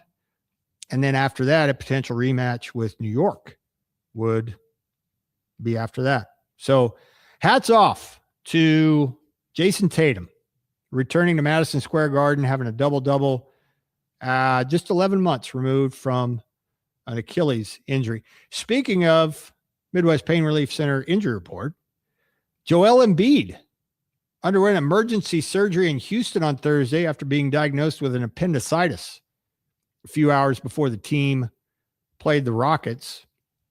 The team announced that Embiid's surgery had been completed as the 76ers were playing Houston Thursday night. Came a few hours after he suddenly was added to the injury report as being out with an illness ahead of the Thursday game, one that the Sixers needed to win as they fight to avoid the Eastern Conference play-in tournament next week. Boy, just when you thought you'd seen and heard it all with Joel Embiid, averaging 27 points, 8 rebounds in 38 games this season as he's begun to kind of round back into form, undergoes an appendicitis of all things. So a couple of injuries from the NBA, one new, one old, and there you go. If you're dealing with pain or recovering from an injury, visit Midwest Pain Relief Center in Wichita, 151 North Ridge, Suite 6. I don't know where else this next bit of info would fit in over the next couple of hours or so. So I'll get it in here right now. And this kind of affects 2 fronts here. UK State fans and you older, all due respect, Wichita State fans. When it comes to the K-State coaching staff, the new coaching staff under Casey Alexander in basketball, he announced the additions of coaches Phil Cunningham and John Cooper to his coaching staff this afternoon. Alexander said in a statement, quote, I'm excited to welcome Phil and John to K-State. They have parallel paths to Manhattan as they both bring a long resume of high major experience and head coaching experience. Players and staff alike will benefit from their longevity of success. End of quote. John Cooper, for those of a certain age, you may recall, former player at Wichita State. He played back in the late 80s, early 90s for Eddie Fogler and Mike Cohen. Had more than 1,100 points in his Shocker career, led the team in both scoring and rebounding in his junior and senior seasons.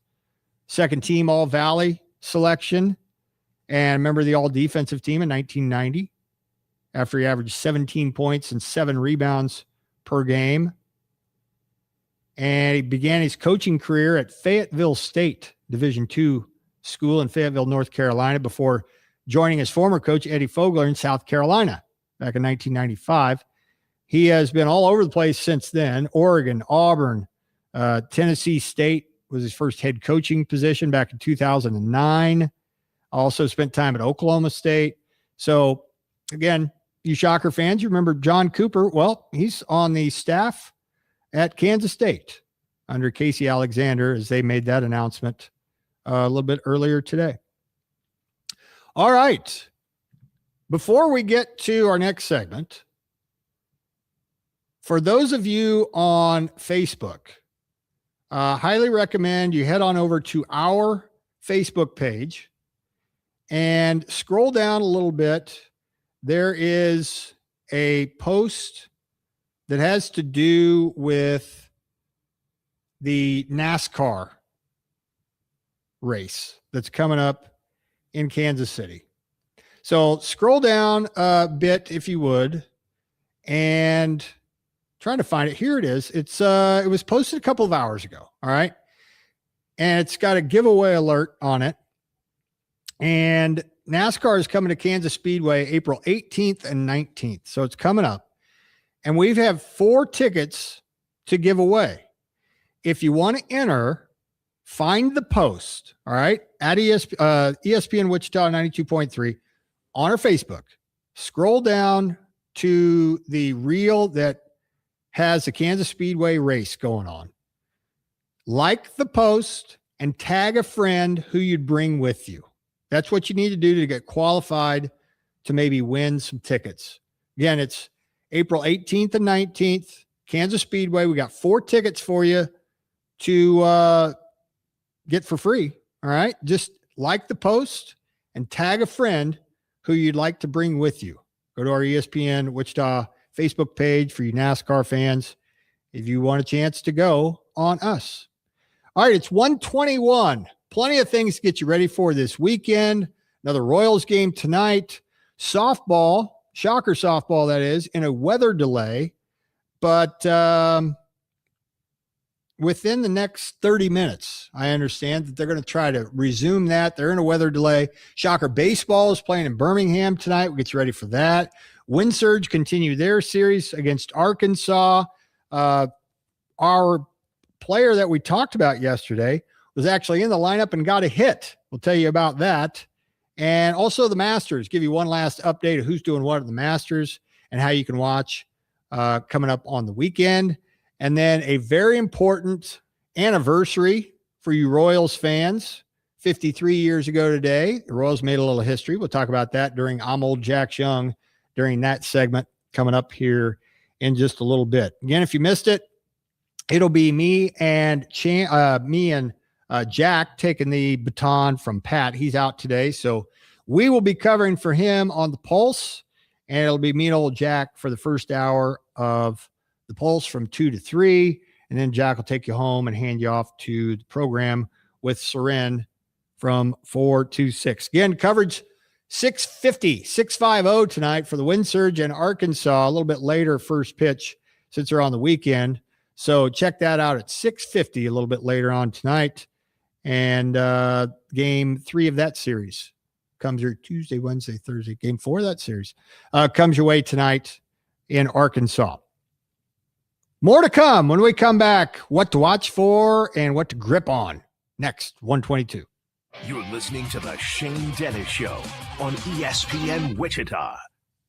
Roll into excitement at Crosswinds Casino. Thursdays in April, it's the Dice Duel Hot Seat. Every 30 minutes from 4 p.m. to 9:30, 2 players will go head-to-head rolling dice for wins play. The highest roll wins up to $400 in wins play. Don't miss the action. Sign up for your club wins card at Crosswinds Casino and let the good times roll. So close, so fun. Visit crosswindscasino.com for details. From the Augusta National Golf Club, Westwood One Sports presents this special report on the Masters. I'm Ted Emmerich. It's a brutal course for just about everyone in the second round, except Tyrrell Hatton for some reason. 7 under today through 16, 7 birdies, no bogeys for the Brit. He is tied atop the leaderboard for now. Rory McIlroy just starting his round and looking to take sole possession of the lead. McIlroy hits it high into this beautiful blue sky with a short iron. Ball on its way past the flagstick to this back left hole location, and it's going to spin back towards the hole. Really good shot by the defending champion. Inside 5 feet for McIlroy for birdie to reach 6 under par. Taylor Zarzour, the call on Sirius XM. 5 feet for birdie for McIlroy at number 2, but it is down the hill. You're listening to coverage of the 2026 Masters on Westwood One. Your life, your goals, your legacy. With a dedicated Fidelity advisor, it's all part of a comprehensive plan to help grow and protect your wealth. Visit fidelity.com/wealth. Investment minimums apply. Fidelity Brokerage Services, LLC, member NYSE, SIPC. This is the story of the one. As a procurement manager for a hospital system, she keeps every facility in her network stocked and ready. That's why she counts on Grainger to be her single source for thousands of products, from disinfectants to lighting, air filters, and more. And with fast, dependable delivery, Grainger helps her keep every facility stocked, safe, and running smoothly. Call 1-800-GRAINGER, click Grainger.com, or just stop by. Grainger, for the ones who get it done. Your life, your goals, your legacy. With a dedicated Fidelity advisor, it's all part of a comprehensive plan to help grow and protect your wealth. Visit fidelity.com/wealth. Investment minimums apply. Fidelity Brokerage Services, LLC, member NYSE, SIPC. The countdown is on for the 2026 NFL Draft presented by Bud Light. Watch all 7 rounds across 3 days live April 23rd through 25th. Visit NFL.com/draft for more. Tyrrell Hatton, Rory McIlroy lead the way at 5 under par. McIlroy does have a 5-foot birdie putt coming up at number 2. Wyndham Clark, Justin Rose, Sam Burns, and Patrick Reed all one shot back at 4 under. Clark went out this morning and shot 4 under 68 to push to -4 overall. Rose is 2 under today through 14. Burns 1 over through 6. He had a share of the lead after 18 holes alongside McIlroy, and Patrick Reed, the past Masters champion, is 1 under through 4. Brooks Koepka among those at 3 under par. The 5-time major winner is 3 under today through 14. Scotty Scheffler landed in the creek at 13, tapped in for bogey. Not bad, all things considered there, but he's now 1 under and 4 back. From Augusta, I'm Ted Emmerich, Westwood One Sports. In Kansas, truth is told in speed, wide open, full bore, and no mercy. Season momentum earned 3 and 4 wide. Loud, intense, inches predicting outcomes. Blink and miss. They bang sideways. What just happened? Pure speed whipping across the plains. Hell yeah, boys! NASCAR weekend at Kansas Speedway, April 18th and 19th. Get your tickets now at kansasspeedway.com. What do people with blindness or low vision need to live to the fullest? Just ask them. It's skill development, scientific breakthroughs, knowledge-based jobs, and the same opportunities as everyone else. When you give to Envision, whether it be your time, donations, or your engagement, you make it all possible. That's because at Envision, they don't focus on the disability. They value the ability. They choose not to envision a world without sight, but to envision a world where people who are blind or visually impaired are empowered to reach their full potential. Learn more at envisionus.com. Spring's here in Kansas, and that means warmer weather, but also spring storms. If your roof took a beating this winter, now's the time to get it checked out. Call the experts at AR Roofing in Wichita. Their team will inspect your roof, identify any damage, and help you stay ahead of costly repairs before the spring rains roll in. Whether it's missing shingles, leaks, or storm damage, call AR Roofing today or visit arroofing.com and schedule your spring roof inspection. AR Roofing, Wichita's #1 referred roofing company.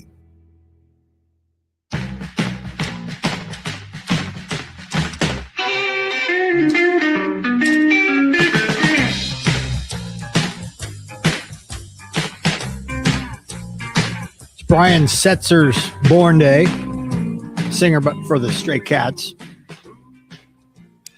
So, as so often happens in college athletics, especially baseball and softball coaches, they get caught up here and there into trying to out-trick or outthink Mother Nature. And what was supposed to be a night game tonight at Wilkins Stadium between UTSA and Wichita State softball, they moved it up to play a doubleheader at 10 a.m. this morning. And they got exactly 56 minutes into the game before a rain delay stopped it. So they're in the bottom of the third at Wilkins. UTSA leads 2-0. And a 2 o'clock-ish expected and hoped for restart time. It hasn't, at least over here on the banks of the Arkansas, hasn't been raining for over an hour. But anyway, not to poke fun at anybody that decided to try to beat the weather. They moved the game up into the face of the weather. But anyway, they're in the bottom of the third at Wilkins. UTSA leading 2-0 in a weather delay between Wichita State and UTSA. They hope to resume coming up here in a half an hour or so. In Birmingham tonight, it's Wichita State and UAB in baseball. And one of the marquee, really, matchups of the weekend, 7-2 UAB and 5-4 Wichita State when it comes to their record in the American. It'll be Matthew Cusius against a righty Mason Steele tonight in Birmingham at Young Memorial Field. UAB was picked to finish last in the preseason poll in the American baseball, and here they are first. Now, I mentioned a couple of days ago that 8 of the 10 teams in the American at the end of the regular season go to the conference tournament. So there are 2 that don't. And I bring that up because, well, first of all, normally Memphis is down there at the bottom and don't make it. Hate to point them out unnecessarily, but as of right now, they are 3-6, along with Charlotte at 3-6, and FAU, the only team that's worse, at 2-7. So as of right now, you got number 1 taking on number 4 in the American, UAB and Wichita State. Those are the 2 combatants tonight that we care about, of course.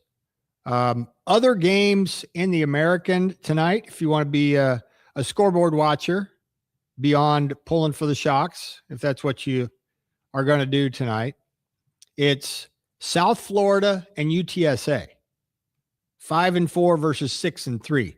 That'll be an interesting matchup. The 2 bottom feeders play each other. So the loser of the series between FAU and Memphis is really screwed. If there's not a sweep there, you're going to have either Memphis at 4-8 or FAU at 3-9, the loser of that series. And then you got ECU and Tulane. ECU 6-3, Tulane's 4-5. And 2 teams that are under 500 in the American. The loser of this series is going to be in a bad way. Rice is 4-5, playing at Charlotte 3-6. So really the 2 marquee games are South Florida and UTSA coming up here in a little while, and Wichita State and UAB coming up tonight at 6:00. So that game, or 5:00 Central, 5:00 Central time, ESPN Plus, Wichita State and UAB in the American. Elsewhere, the Wind Surge continue their series tonight against Arkansas. Garrett Spain, the guy we were talking about with Jamie Bluma, who had a chance encounter with his folks, was actually in the starting lineup last night and hit a home run. That was his first hit of the year. We had kind of, wished it into existence. Not only did Spain get a hit, it was a home run, but it was a little too late and a little too little as the Wind Surge dropped a 4-2 decision. They'll continue on tonight. 650 for the coverage tonight in Little Rock between Wichita and Arkansas in the 4th game of that series. The Surge will be back in town next Tuesday, taking on Springfield with coverage on Tuesday the 14th at 6:00. And again, a programming reminder, the game next Wednesday, the 15th, will be a day game. It will be actually a late morning game, 11:05 first pitch next Wednesday as the Surge take on Springfield. So if you want to make plans to come out here, you want to make plans to listen to the game, just be advised that the game will start at 11:05 next Wednesday, late morning here at Equity Bank Park. What to watch for? Some other stuff to grip on this upcoming weekend. Of course, The Royals continue their series with the White Sox in KC, some other marquee games. If you want to check out on Apple TV, we got the Angels and the Reds tonight at 5:45, followed by the Giants and the Orioles. Also, NBC, the Guardians at the Braves, Sunday at 6:20, if you want to watch that game. NASCAR, as we mentioned just a little bit ago, your chance to win NASCAR tickets. Go to our Facebook page, scroll down to the NASCAR Reel post, like that, and tag a friend that you would take. You got an opportunity to win 4 tickets on us to go to Kansas City. Not this weekend. Let's see. Yeah, not this weekend, but next weekend. Next weekend in Kansas City, your opportunity to go to the NASCAR race on us. Check out that post, like it, tag a friend who you would take to go see that. And then, of course, the Masters all weekend long as well. And that scoreboard has changed. You heard Ted Emmerich give you a scoreboard update. Rory McIlroy did roll in that 5-foot birdie putt. So Rory is 1 under on the day, 6 under on his tournament. Tyrrell Hatton is playing 18, 7 under on the day, 5 under for the tournament. He and Justin Rose are now tied for second, as both those guys are 5 under for the tournament. Wyndham Clark had a beautiful round today. 4 under 68 gets him to 4 under for the tournament. He joined Sam Burns and Patrick Reed, both at 4 under, although Patrick Reed has almost all the rest of his day to improve on that. Host players at 3 under, 2 players at 2 under. The cut line, as of right this second, is 4 over for the tournament. And among those on that cut line, Rasmus Højgaard and Bryson DeChambeau. When we come back, it's I'm Old Jack Young, and it's brought to you by Rock and Brews Casino Bremen, a quick road trip south of Wichita to Bremen, Oklahoma, right off exit 231. Rock and Brews Casino, eat, win, rock on. For more details, go to rockandbrewscasinobremen.com. I'm Old Jack Young. Next. You're listening to The Shane Dennis Show on ESPN Wichita, 92.3 FM. UFC Fight Night is back, and the only place to catch every punch, kick, and knockout in full-on Sports Lodge glory is Twin Peaks. Settle in with scratch-made favorites, legendary wings, and 29-degree draft beer that hits colder than a heavyweight takedown. With wall-to-wall TVs, you won't miss a single moment of the action. Grab your crew and make it a fight night to remember. Twin Peaks. Eats, drinks, scenic views. For over 55 years and 2 generations, the Southwestern Remodeling Professionals have been providing homeowners in the Wichita area with a truly unique luxury remodeling experience. From the initial consultation through project design and production, our team provides concierge-style service with a true focus on the best quality products and professional installation. Are you ready to experience something truly different? Give us a call today at 263-1239 or visit southwesternremodeling.com. What do people with blindness or low vision need to live to the fullest? Just ask them. It's skill development, scientific breakthroughs, knowledge-based jobs, and the same opportunities as everyone else. When you give to Envision, whether it be your time, donations, or your engagement, you make it all possible. That's because at Envision, they don't focus on the disability. They value the ability. They choose not to envision a world without sight, but to envision a world where people who are blind or visually impaired are empowered to reach their full potential. Learn more at envisionus.com.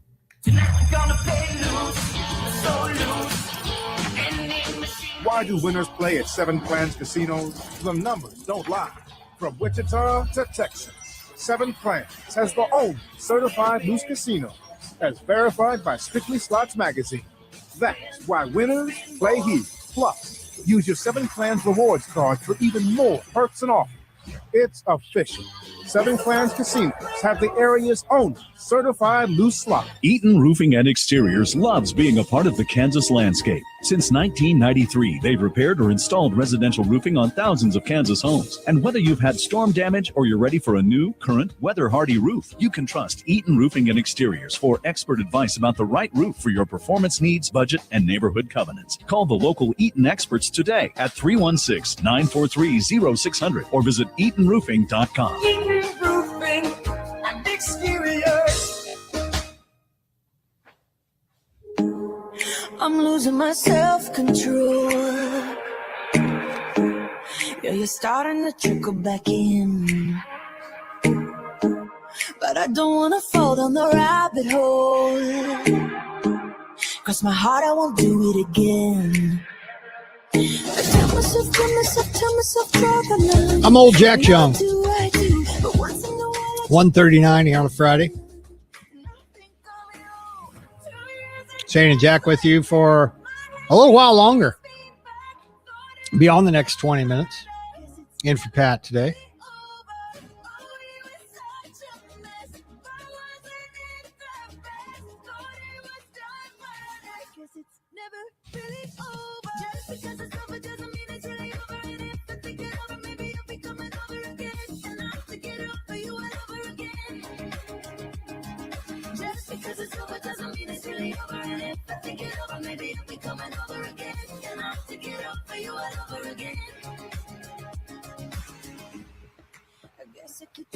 Therapy.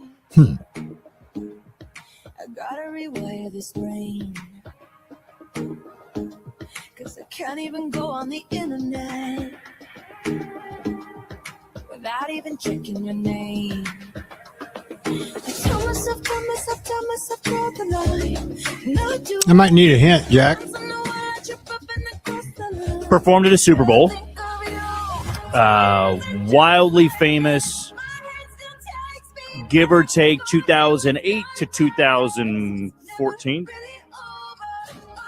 Still famous, but just not. I mean, she was always being played on the radio, always had at least one hit in the top 10.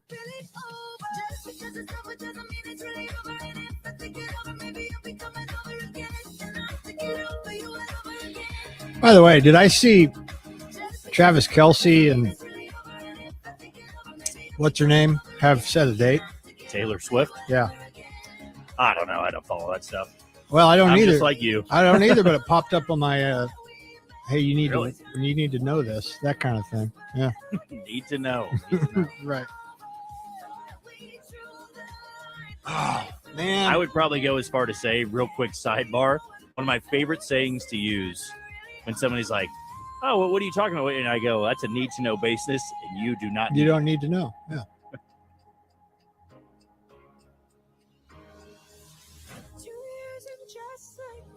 You might kick yourself. I know. I'm going to. No, Because you like a couple of her songs.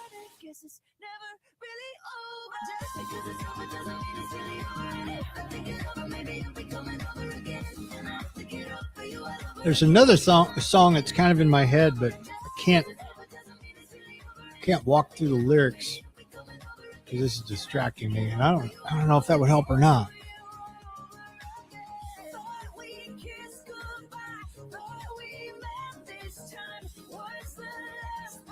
If you gave me another hit or two of hers, would that throw the game? Let me see if I can get you a little bit more of a deep cut. Waking Up in Vegas. Nope. Don't have any guess? Nope, that didn't help. Oh, okay. You still have... Does she sing This Is My Fight song? No. That's that? Rachel Platten, I believe. Really? I want to say it's Rachel Platten. She is way more famous than Rachel Platten. I want to say that is her name too, unless I'm thinking of somebody else. Well, I don't have Pat to help here, so yeah, Rachel Platten is Fight Song. Oh, okay. Well, you're really gonna kick yourself. Initials, I guess. KP. No. Yeah. God, that's her, huh? Yep. I could have given you a lot of hints, like yeah, you could have. In a relationship with Justin Trudeau, dated. I could have said dated somebody that was in Forgetting Sarah Marshall. Russell Brand. Oh yeah, way back when. Yeah, and dated Orlando Bloom. Orlando Bloom. Yeah, yeah, that's true. And there's a lot you could have gone with. I was thinking about saying, singing a song about kissing another female. Right, I would have gotten that. Yeah. Temperatures, the polar opposites of temperatures, hot and cold. Mm-hmm. That was one of her first. Oh, yeah. No, that's what I was saying. I mean, 2008, 2014, she always had at least one. Yeah, she was everywhere then. That's very true. An anniversary before I forget it, before we get into birthdays, because we do have some time over the next hour, 20 minutes, though. But do you, Jack, know what happened 53 years ago tonight? 1973. I was about to say, not 1969. I was going to guess maybe it was like the first You're- home game at you're on- Kauffman Stadium. There you go. Royals Stadium, of course, what it was called. Royals Municipal, that's right. It was the Royals first four. 12, Rangers 1. And the late, great Paul Splittorff threw a complete game, 4 games in. He scattered 5 hits, had a shutout into the 9th inning, gave up a home run to Jeff Burrows. But he went the route. Walked 3, struck out 1 in a complete game 5 hitter for old Split. The very first game at Royal Stadium after they opened the season on the road.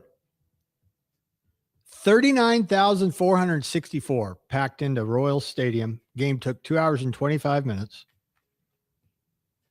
Amos Otis went 3 out of 5. Big John Mayberry, 2 out of 3 with a home run, 4 RBI, 4 runs scored. Lou Piniella, 1 for 2. And George Brett did not play in that game. Hal McRae, Cookie Rojas, Freddie Patek. So there was no George Brett then, but old Split, RIP. Complete game 5 hitter. Royals 12, Rangers 1. 53 years ago today, Royals Stadium opened up.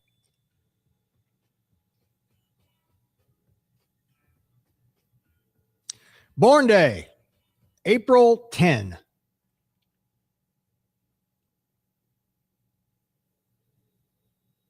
Andre Ethier, 44. Remember him?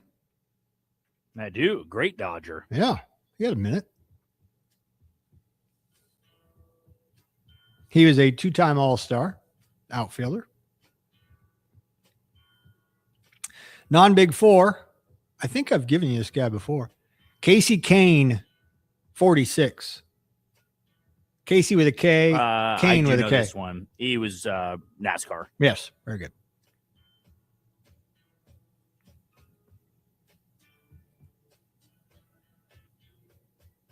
Not to be mistaken with Casey Kasem. That's right. Eddie Wright. RAP. Well, Jack, here's your long distance dedication. The answer lies in a song from 1974. Do you know Casey Kasem also voiced He's Scooby-Doo? Yeah, he's Scooby. That's great. He's Shaggy. I'm glad you knew who Casey course. Kasem is. Well, don't say of course. You're just a kid. Neil Smith is 60. Chief. And I'm not going to say the other team he played for. Okay, don't. Went to the Super Bowl with them. Mike Devereaux, 63. I think. That's baseball. Yes, outfielder.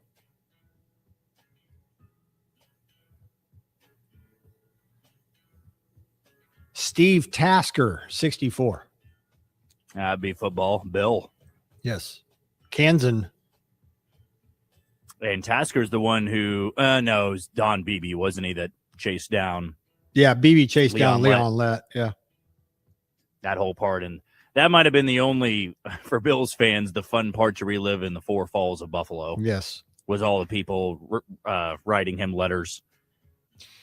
Leon Lett, two gargantuan blunders in football games that are almost impossible to recreate. Yep. Now that one, I mean, what was it at that point? 40-something to 10? Yeah, it was a blowout. Correct. But the other one with trying to fall on the ball. Lost him the game. After it was blocked. Yeah, it did. Yep. Thanksgiving, whatever year that was, in the sleet storm.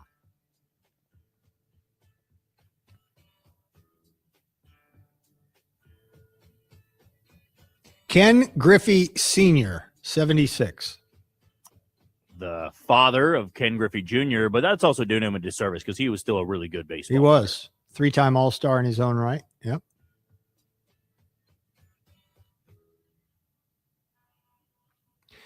Born on this day now, he's still with us.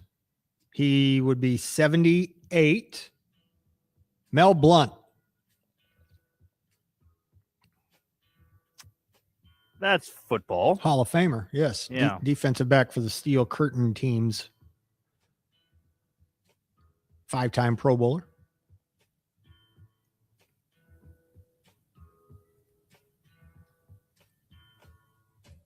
Bob Watson, born on this day, now dead. That's baseball. Correct. Anything else? Well, wasn't he? He was never a Royal. No, not that I knew. He was a Astro. He was a Yankee. He was a Red Sox. He's also an executive. Okay. Went to the front office after that. Yeah. Born on this day, now dead. Don Meredith. That's football. Yes. Dandy Don, former Cowboy and former broadcaster, would have accepted broadcaster, Monday Night Football.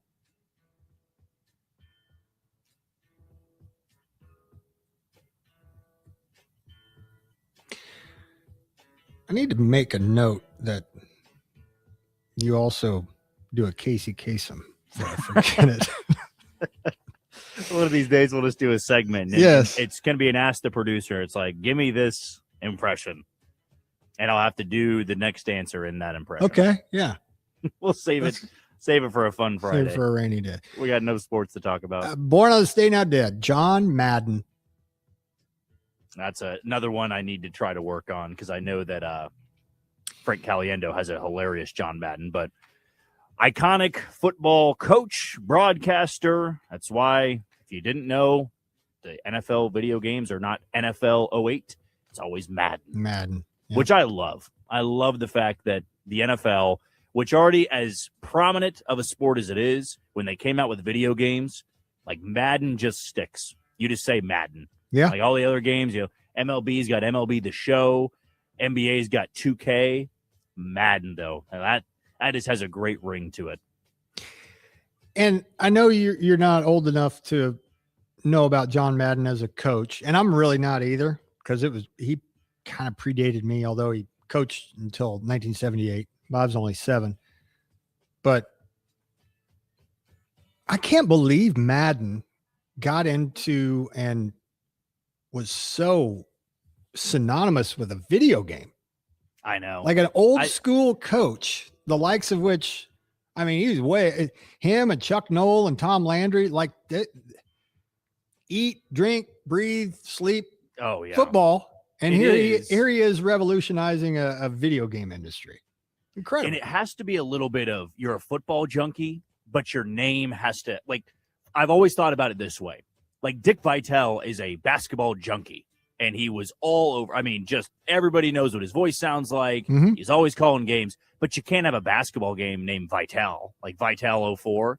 It just doesn't have that same feel as Madden does, where that's what you think of. Anybody says Madden in public, like, oh, the video game. Video game. At least people in my generation. Yeah, your generation I is understand. like, oh, John Madden. Yeah, but my generation. Even though, I mean, we all played video games too, us 50-somethings, and we played Madden. I mean, it's been around. I think it was Madden 99. Was that the first one? Or it was just called Madden? And then it started doing the year after that. Yeah. Like John Madden football, I think maybe is how it was born. But good for him. And we talked about it at the time when the documentary came out. Mm-hmm. Yeah, John Madden, the legendary football coach, John Madden, the one-of-a-kind broadcaster, and John Madden, the video game mogul. Like, he had 3, unbelievable. He never left the public eye. No, and it just went from one to the next, and he was the best at that each time. And an unassuming guy, by all accounts. Just a kind of a good old boy. Dead day. 2 years ago. O.J. Simpson. Hard to believe that was already 2 years ago. As you know, and being your producer for quite some time, I am an O.J. Simpson documentary junkie. We talk about football junkies. I've watched pretty much every single biopic, every documentary. I am well versed in all of it. I just can't get enough of it. And the next one that comes out, I will as well. And that's something we just, I would hope to, we never see again. To have somebody, and that's what would have been just so different to live through, is watching that guy on NFL Sundays, watching him and the Naked Gun, and then he is at the forefront of not just a murder trial, a grisly murder trial, where that it plays into it too. It's like a lot of people didn't believe it could be him because he was so charismatic.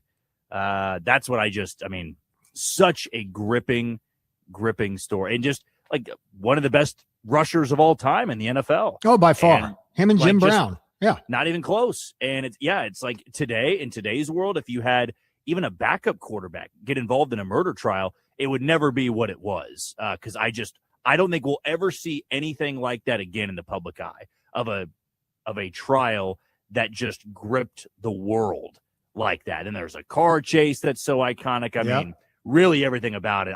The fact you lived through it, and everybody that's over the age of, what would you say, 45 like has a exact memory of where they were when the Bronco chase happened. And for as sad and as bizarre as the Aaron Hernandez thing was, didn't even come close. Didn't hold the candle to OJ. Nope. With the trial and the chase and everything like that. All right. That'll do it for the Shane Dennis Show, but I'll stick around. Me and old Jack will bring you the pulse. So stay there. That's coming up next. Appreciate you sticking around, partner. No problem, partner.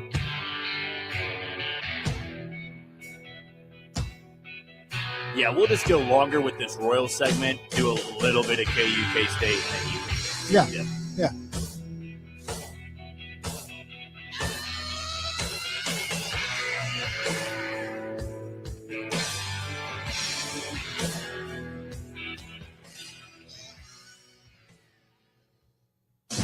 We'll be right back. Wichita's sports leader. You got time.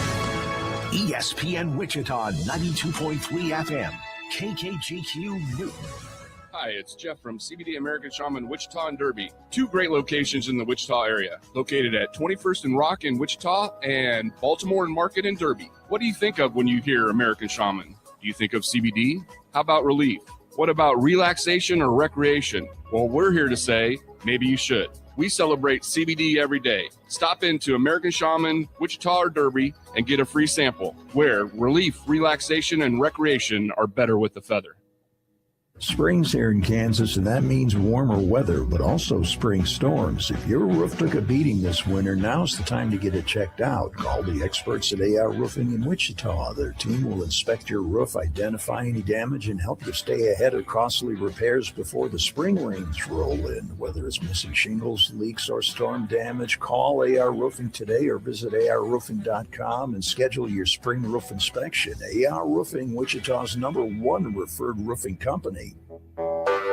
When you're hiring, have you ever felt like you're missing out on meeting truly great candidates for your roles? It seems impossible to find them. They have to be out there somewhere, right? Well, they're not hard to find when you know where to go.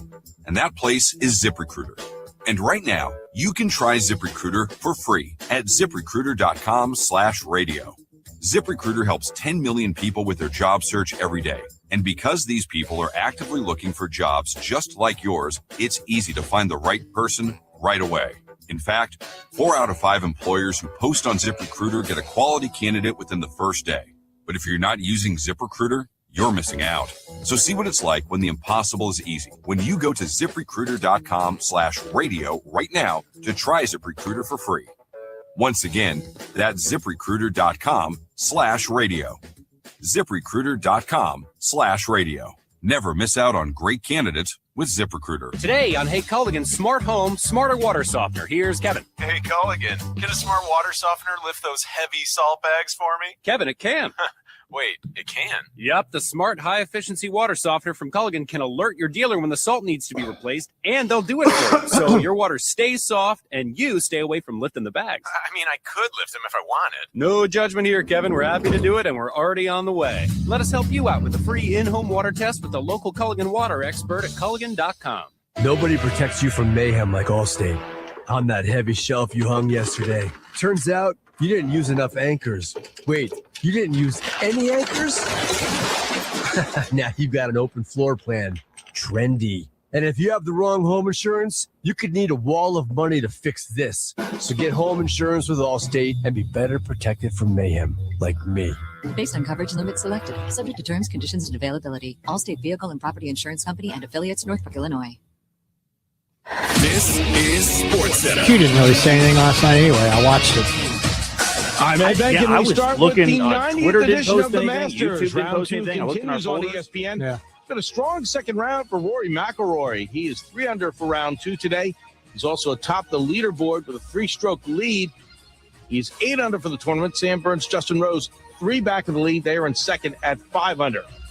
The final weekend of the NBA's regular season is upon us. There's still playoff positioning to be determined. In the East, the Hawks and Raptors can avoid the play-in tournament by winning their last 2 games. Tonight, the Hawks host the Cavs. The Raptors visit the Knicks in New York after beating the Celtics. Knicks coach Mike Brown believes his team is gearing up for the postseason in the right way. We're heading in the direction of being where we need to be. I like the climb that we've made the last week or so, the last 3 to 4 games, and we got a couple more games to get there. Meanwhile, the Celtics are 2 ahead of the Knicks for second. They'll host the Pelicans tonight. In the West, it's the Nuggets hosting the Thunder. Right now, the Nuggets are 3rd of the West, a game ahead of the Rockets and Lakers. Baseball tonight, the Dodgers look to become the first team to reach 10 wins this season.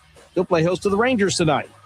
Hey, it's your resident Super Bowl champ, Chris Candy. Coming up Monday, we have a packed sports weekend, and I'll react to it all upon further review. It's Unsportsmanlike, 6 a.m. Eastern, right here on ESPN Radio, ESPN2, and ESPNU.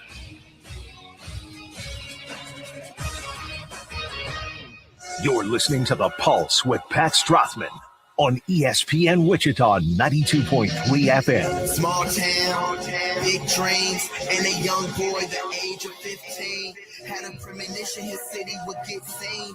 Now I'm winning, get Sheen in the city of the home of our heroes. It is another Friday edition of The Pulse on ESPN Wichita 92.3 FM. I am your host and producer today, Jack Johnson. Shane Dennis, as he said, is going to stick around here for the first 2 segments of the show, and we will have a lot to cover. But also, we got a lot of stuff that is laid out as well. We will have our 24-karat gold play of the week later on in hour number 1. That'll be right after Shane leaves for the weekend. Then coming up in hour number 2, we'll have our Davis Moore Chevrolet drive to victory.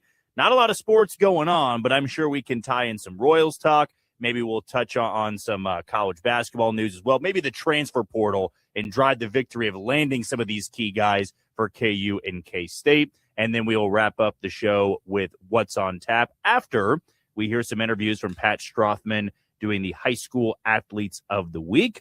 The good news for Shane and I, though, is we can talk about whatever we want here in the first 2 hours of the show, or the first 2 segments of this first hour. We'll talk some Royals baseball, probably dive into the news coming out of Lawrence today with a transfer portal player that is visiting. And that player also has ties to Kansas State. So we'll talk about that coming up at about 2:25. So Shane's going to stick around here. We'll dive into some Royals here to open up the show. You got any thoughts, any opinions, comments, you can go to our text line. The only thing you can't do is call in, because as I'm talking into the mic, you'll hear the phone ringing. I'll have no way to answer that. And then I guess I could swing it to Shane in the first 25 minutes. But really, if we're being honest, the text line is the best way to go about it. Yeah, so I would say the text line, you got thoughts on the Royals, you got thoughts on KU, K-State, Wichita State. I know for Kansas baseball, last time I filled in, we talked to one of the play-by-play voices of Kansas baseball. They got a big one coming up this weekend. UCF first place in the Big 12. The Jayhawks are coming off of their top 25 victory in Lincoln against Nebraska, who was undefeated at home.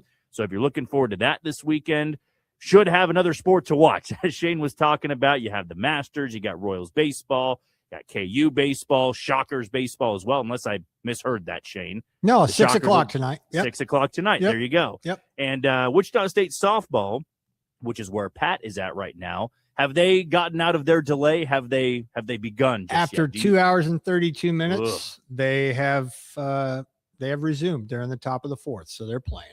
Yep. Nothing worse No than dealing with an extended delay. I've always been one of those people. Just cancel the game, get it on for tomorrow, or let's play through some of the rain here. I know it's not always a perfect science, but if I was being selfish and I wanted the definitive answer, I'd rather know what's going on than wait it out for 2 to 2.5 hours before the game actually starts. But that's where Pat is. We've got you covered for the next 2 hours, leading you into the weekend. Should be a lot of fun.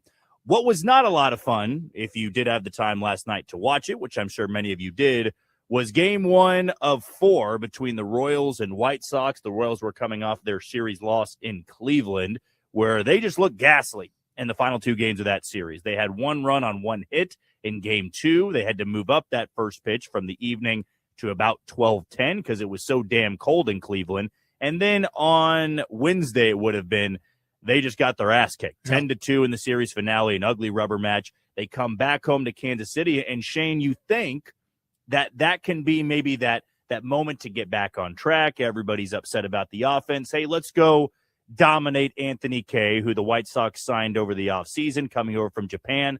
Let's go out there, put up 5 runs in 2 innings, let Seth Lugo coast. And now everybody's feeling great about the first game of 4 against a bad baseball team. Let's call it as it is. I know baseball's random. Bad teams can beat good teams. But, man, was that just unwatchable product last night when you're looking at the offense. I'm not going to bash Seth Lugo. I'm not going to bash Eli Morgan. They did their job out of the bullpen. The offense, though, Shane, it's yet another game that we are looking at runners in scoring position. We are looking at the top contributors that are not contributing. Let's start it with this. Panic level mode, and I kind of know where you're going to go with your answer, but 10 being this team's awful. They're not going to go anywhere. This is the offense we'll see all season long. And 1 being, I don't really care what they look like in the first 12 to 13 games of the season. Where are you at on that scale? I think I'm at a 4, but I will say this, and I should have said it a long time ago because it seems like hindsight's perfect and I'm kind of cherry picking stuff. But even when they broke camp and we knew they acquired Collins, we knew they acquired Thomas and all that stuff being what it was. I wasn't exactly ready to buy into what everybody else, I don't want to say everybody else, a lot of what other people were saying in that, oh my gosh, this could be a top 10 offense. Assuming those guys are just replacement level in the outfield and Bobby does what we think he's going to do. Garcia continues to do what we think he's going to do. Vinny will make a bit of a jump. The older he gets, the more experience he gets. Carter Jensen, Cags we think is better. All that thrown into a blender. I wasn't completely sold on the offense being that much better. They won't be this bad. But also, I think you have to look at it like this. If you're an everyday player in Major League Baseball, a 13-game sample size, if you look over the course of the season, there's going to be a 13-game sample size where you don't hit much, no matter what kind of a year you have. And they were saying a little bit on the broadcast last night, Jack, it seems like, I think Monty said this, but it seems like more often than not, when 5 or 6 or 7 guys are slumping a little bit, it seems like they're all slumping at the same time. And maybe it's just recency bias because we watch all the games, or virtually all of them. And maybe if you're a fan of another team, I know there's a Dodger fan on the text line, that maybe this happens more often than we think, that 4 or 5 guys all get cold at the same time. But it seems like Royals hitters are guilty of it maybe more than your run-of-the-mill team over the last couple of years. Now, 13 games is also, about 10%, maybe less than the season. So if they go 8-5 in their next 13, they're back to 500 and more than likely about 2.5 games out of first, and it won't be any big deal. But it's a balancing act between whether you're going to give Salvi 13 more games in the cleanup spot and hope that he's not going to hit 146 in that next 13 game stretch. You hope the first 4 games or 5 games is what Jack Caglione can do as opposed to the last 7. And you want one of your outfield acquisitions to hit more than 171. Will they? Probably. But man, it's painful when in the last 3 games at least, and correct me if I'm wrong, you're the postcast guy or the locked on guy, 0 for 24 with runners in scoring position. That's kind of hard to do, really. It's very hard to do. And you look back over the last couple of seasons, I mean, the offense just isn't consistent enough. And I can understand why the majority of this fan base doesn't really care for it's early, because this has just been a reoccurring theme for the Royals for the better part of 3 to 4 seasons. I mean, you've got slow starts from key players. You bring in new guys. They don't hit as well as they did at their previous spot. But here's where I'm at. And it's what we've seen from the offense is, basically the same inconsistency you saw last year. There is a slight difference. They're actually top 10 in walk rate right now. They're also striking out a lot. I wanted to look that up to see Yeah. how much they've been walking in the first 13, because it seemed like more. So I'm glad that's true. They're 8th in walk rate, which is a great positive, but they've also struck out a hell of a lot in their 3-game losing streak here. And I double have to figures wonder, in each of the 3, right? Yes. Yeah. Yeah, double figures in each of the 3. And I can understand a little bit with Cleveland. I mean, Gavin Williams threw 7 shutout against the Dodgers in his start before the Royals. Joey Cantillo is a tough lefty that has good deception with where he hides the ball. Anthony Kay, look, he was great in Japan, and he was throwing 97, 98-mile-an-hour sinkers where he wanted to, and his slider was really tough on lefties. I'm not saying that was slop he was throwing up there, but I can't really excuse 5 2/3 shutout baseball from a guy that you need to knock around a little bit. I believe that was a career high for him last night with 5 2/3. And where in the past, Shane, we saw an offense that was so aggressive, where it was first pitch swinging and you're grounding out to shortstop, you're popping up, and somebody's a starting pitcher's at 60 pitches through 6 innings. Now I think you're seeing this blend, though, of more patience, but they're also passive, where they're letting a lot of hittable pitches go right by them. I mean, there was an at-bat for Garcia on Sunday where he watched a pitch down the middle, and then swung at a curveball in the dirt. Because you get to that point of 0-2, where naturally us sitting there on the couch watching the game saying, well, he's going to throw a waste pitch here. Yeah. This is going to be a curveball. And when you're down 0-2 too many times, I mean, I kind of feel like you have to adjust with what the pitcher's doing. You can be patient if that guy's kind of all over the place. I thought they had a good game plan against Gavin Williams. And it's crazy because he threw 6 innings and gave up only 1 run on 1 hit. But he walked 5. I mean, he is somebody that led the league in walks last year. You can be more patient and maybe take some of the strikeouts as long as you come through in those high leverage spots with runners in scoring position. That's something, as you alluded to, they haven't done. They're 0 for 24. And to those to your point, since you brought it up, I thought a perfect example of that was the end of the game when Sir Anthony Dominguez came in and was wild as hell. Well, you got to wait till he throws you a strike, or at least a good strike, and then he got nasty all of a sudden. And I think that was a perfect example with Michael Garcia. He's like, well, the guy in front of me just walked, so I got to take one. And he threw 2 really good pitches and then ended up striking him out. So that was the kind of damned if you do, damned if you don't thing. But to your point, if they're going to fall behind you, you got to let them go ahead and hang themselves. But you can't be taking strikes just for the sake of taken when you know a guy's going to be around the plate. Yeah, and the obvious answer here for a struggling offense, it's not hard to see. I mean, the reason the offense is performing the way it is you're not getting great numbers from Bobby Witt Jr., you're not getting great numbers from Vinny Pasquantino and Salvador Perez, most notably Vinny Pasquantino and Salvador Perez, because Bobby was 2 for 3 last night, I believe it is. He also had the RBI double on Wednesday. He's been heating up a little bit more. So it's not like he's still hitting down in the low 200s.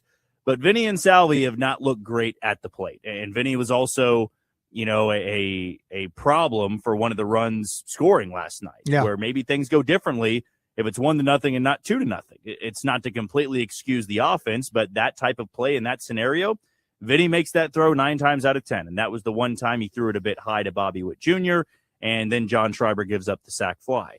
I can't put blame, though, on the pitching staff. I've been able to put blame on the bullpen, but the offense is the issue here. And where I'm at really is, and I texted you this last night, we don't really need to waste our breath talking about, well, we'll be patient, right? Because it is 13 games in the season. The people that are really, really upset and angry about lineups and the production 13 games into the season, you're kind of just wasting your time telling those fans that are upset it's early. You should, if you've watched baseball long enough, we can all acknowledge that 13 games is a very small sample size. And really all it takes is one guy to go 4 for 4 or 0 for 4, and their average drops or skyrockets 100 points. So the numbers you're looking at now, some guys, it may not look very good.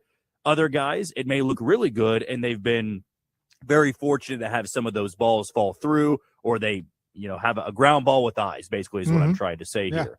And, tonight they got to go out there and eventually snap this ugly stretch, this ugly skid. And I think why a lot of people are so upset is that there wasn't that big move in the offseason where you really raised the floor of the offense. I mean, Isaac Collins was your biggest get offensively. It has not been great that Lane Thomas has been as bad as he's been in these first 13 games. But also big league managers are not going to abandon the process less than 3 weeks into the season. I've seen a lot of people be upset about Vinny Pasquantino. We know that he is a slow starter in April. Those are just the numbers. Like, I'm not really that concerned. And also, he drove in 113 last year. So what do you want him to do? What do you want Q to do about it? Yeah, no, Vinny Pasquantino is going to be hitting in the 3-hole until he hits his way out of this slump. I'm a little bit more concerned with Salvador Perez, and I know it sounds silly to say this, but eventually, and I know we've done this song and dance before with Salvador Perez, that, every time you doubt him, that's when he gets hot. That's when he goes and is 11 for his next 20 and just skyrockets everything. He's hitting a bunch of home runs. He's hitting the ball hard. He's not having all the bad luck. But we all know that at some point, Father Time does catch up to you. Yep. There will, it may not be this year, but there will be that point in time where there isn't the surge, where what he's doing is just who he is. And that's what I'm seeing right now. This is a very, very poor version offensively of Salvador Perez. Funny enough, he's actually +3 in defensive runs saved behind the plate. So he's been excellent of course. Behind the plate at 36, 37 years old.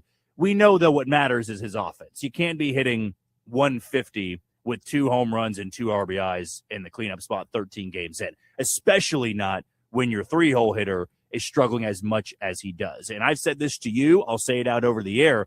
The best version of the Royals lineup does not have him anywhere close to the top 5 spots in the order. He's hitting about 7th, in my opinion. That's if you get to June and he's hitting cleanup, that means that Jack Caglione and Carter Jensen have not progressed to where you want them to get to. And I think that's where Matt Quatrero would like to get to, but you don't make that change 13 games in. I'm kind of baffled at how many people, and it's tough because baseball is such a difficult sport to watch when you're a highly emotional person. I mean, you know me, I can be highly emotional. Football is the best sport to be highly emotional because you play once a week. It's the sport that just advocates for drinking all the time, right? You do pregame, you postgame, you drink during the game. It's a violent sport. You're screaming, you're yelling, you're cursing, you're mad throughout the entire game unless your team's winning. Like, football is the best possible sport for highly emotional individuals. Baseball is the exact opposite of that. Because if you are the person that is reactionary and you're mad every single game, one of my favorite quotes, and I don't know if I've told you this before, one of my favorite quotes of an old buddy of mine that did play actually at the minor league level was, "That's the worst loss I've ever seen until the next one." Yeah. And that's just really how it is with baseball fans. It's like you will talk yourself into, last night, that's the most infuriating Royals game I've ever watched. Well, until the next time they're shut out by a bad team. That just happens that way. And you're hoping that there's more positive than negative. And we've just seen a lot of negative in the first 13 games of the season. I'm not sure you pin this on, I've seen a lot of people, because you always look for a scapegoat, right? Yeah. In sports in general, right? You just don't want to blame your top guys. You always want to look for somebody else. Well, you don't want to blame fate either. Like, oh, No. you can't win them all. We'll get them tomorrow. No, there's somebody to blame. We need to do it. There's somebody to blame. And right now, public enemy number one is probably Alex Zumwalt because the numbers weren't good last year. They retained him, and they brought in Connor Dawson and Marcus Timms to give some different voices there to these hitters and to bring new things to the clubhouse. But I actually believe it's very simple here, that what Bobby Witt Jr. and Vinny Pasquantino and Salvador Perez have been doing is not great. If you go to any lineup in baseball, Shane, and you say the top three hitters on the team are not going to be hitting well, and maybe I should throw Garcia in as a top three hitter and Salvi's no longer that top hitter. So really, 3 out of your top 5 hitters are underperforming based on their standards. Yeah. Bobby Witt Jr. has 2 extra base hits that we know it's not the norm for him. Like, hitting coaches to me don't really alter what those guys are doing. Like, you might get some tips here and there, but I would throw out a guess that, like, Bobby Witt Jr. knows what he's doing at the plate. You might notice a thing here and there of, let's shorten your stride a little bit. Mhm. Let's do some more advanced scouting on this guy because you've struggled against him. Like, Salvador Perez had his first big league game 15 years ago. So I don't think Alex Zumwalt's going to him or Connor Dawson and is saying, hey, you need to start doing things this way now. Like, I think Salvador Perez knows how to get out of a slump, but sometimes when you're older, you're slower, you're not as quick at the plate. Yep. Those slumps are going to be a bit longer. Vinny Pasquantino, I'm kind of surprised at how many people that are just all over him because of April struggles when he's done the exact same thing 2 years in a row. And I've had people ask me, well, why doesn't he change it? Well, I'm sure he'd love to change it. I'm sure he'd not want to be a 215 hitter in the first month of the season, but sometimes it is that way. There are a bunch of people in the Hall of Fame that weren't very good in April. No, and I don't know if it's weather. I don't know if it's, hey, it's just you're getting into a rhythm, and then once you get a month in, you see pitches better. You see, a certain type of deliveries a bit better.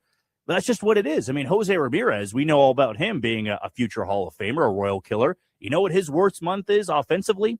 It's April. I mean, he's hitting 170 right now. I think Cleveland fans are like, he does this every single year. And then you look up in June, and he's hitting 310 with 15 to 20 home runs, and he's well on his way. Yeah. That's just where I'm at, where if we get into mid-May, I mean, if this team buries itself in April, we'll have the absolute real conversation of they didn't do enough in the offseason, right? They didn't trade for a guy they needed to trade for. I always try to bring it up this way, though, and I'm curious of your thoughts. If you are somebody of saying, well, they should have traded for an outfielder. Okay, so who would you want out there right now? Like, who do you think the Royals should have picked up, and what would your package have been, and who would you want them to play over? Funny enough, like, Jack Caglione's gone through a little bit of a dry spell over the last 3 games or so. It's early on, though, so the averages, as we talked about, will fluctuate. Yeah. But the on-base percentage is up. His chase rate has gone down a little bit.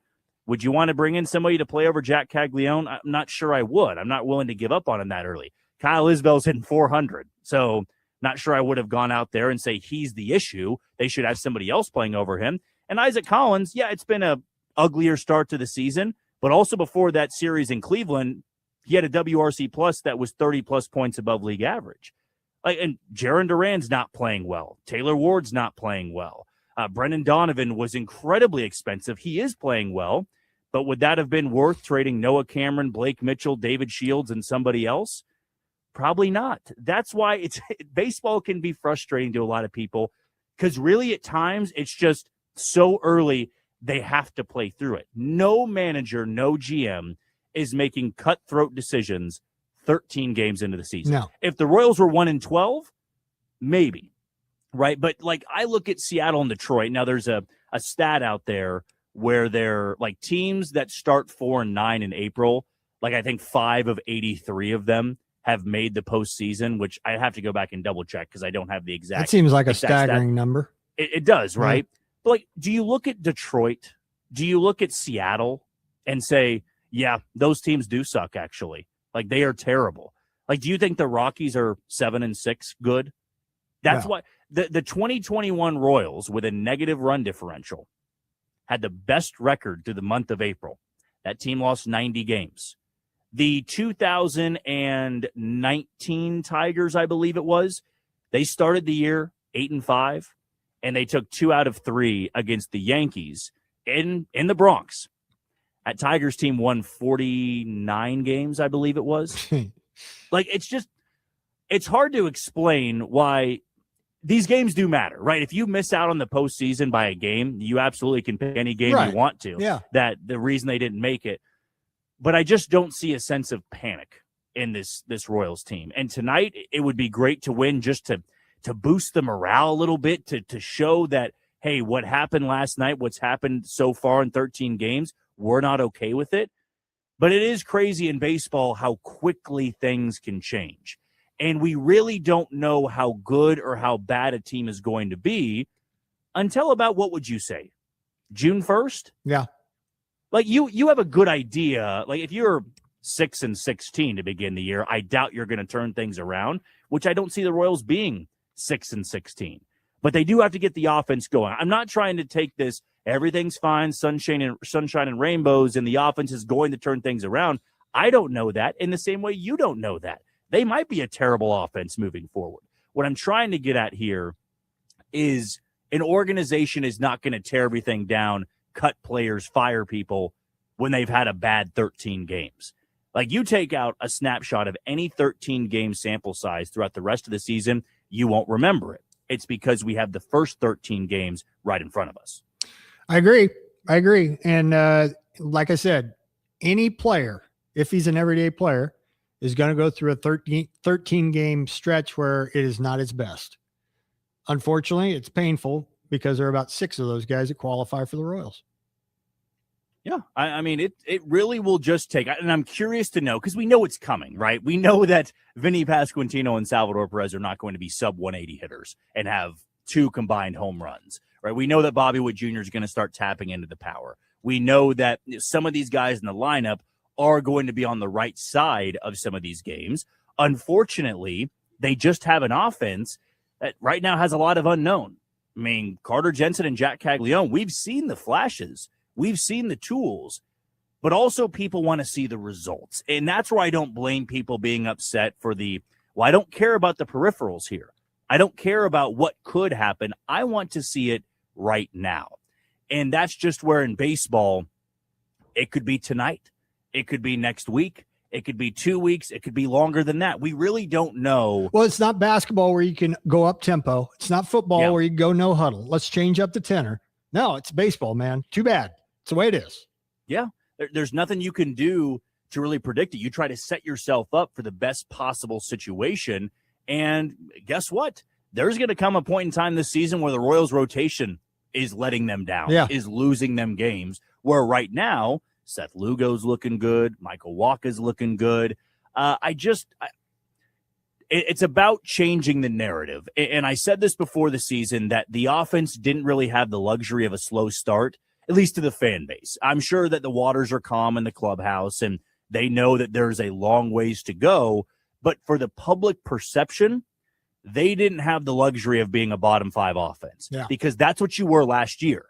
And in sitting on your hands a little bit, I don't want to say completely sitting on your hands, you went out there and added a few pieces, you raised the floor of it. Results do matter. And at some point, you got to catch fire. You got to have that game, and hopefully it can be tonight. I really like their pitching matchups in Saturday and Sunday. Tonight will be a little bit more difficult because I'm actually a big fan of Davis Martin. I am too. Wicked stuff. Maybe it's the righty versus lefty thing, Shane, because we've never seen the Royals hit a lefty, and the platoon lineups just aren't working so far this season. But it is a sport that I guess is designed to make you so miserable. It really is. And as much as I love baseball, you get so invested if you watch daily. And it still is a sports game at the end of the day.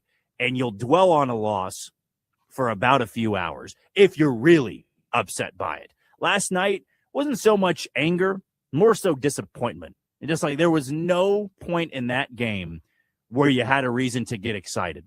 Even in the 9th inning, bringing the tying run to the plate with the lineup turning over, I'm not sure my blood was pumping all that much. No. And look, all these teams are going to go through 5 and 8 stretches throughout the season. The Dodgers will. and everybody's going to have their problems. I texted you the other day at the Boston Red Sox, where, I mean, with the lineup they have, 2-7 at the time. they have, yeah, and they turn into 2-8. Now they've won back-to-back games, and all of a sudden the narrative shifts until their next loss, and then it's, well, they suck again. And that's what I do think is the humorous part about this sport. And I'm going to bring up that quote again. That win is the best one I've ever seen until the next one. And that loss is as awful as I've ever seen until the next one. When you play this often, you never can take for granted a good stretch of baseball. Because when you're playing a good stretch of baseball and you build that cushion, now those losses don't seem as bad. Whereas last year, they never really built a cushion big enough to have a loss like last night. And when you're playing catch up and you're 3 games under 500, you're going, man, you got to get things going.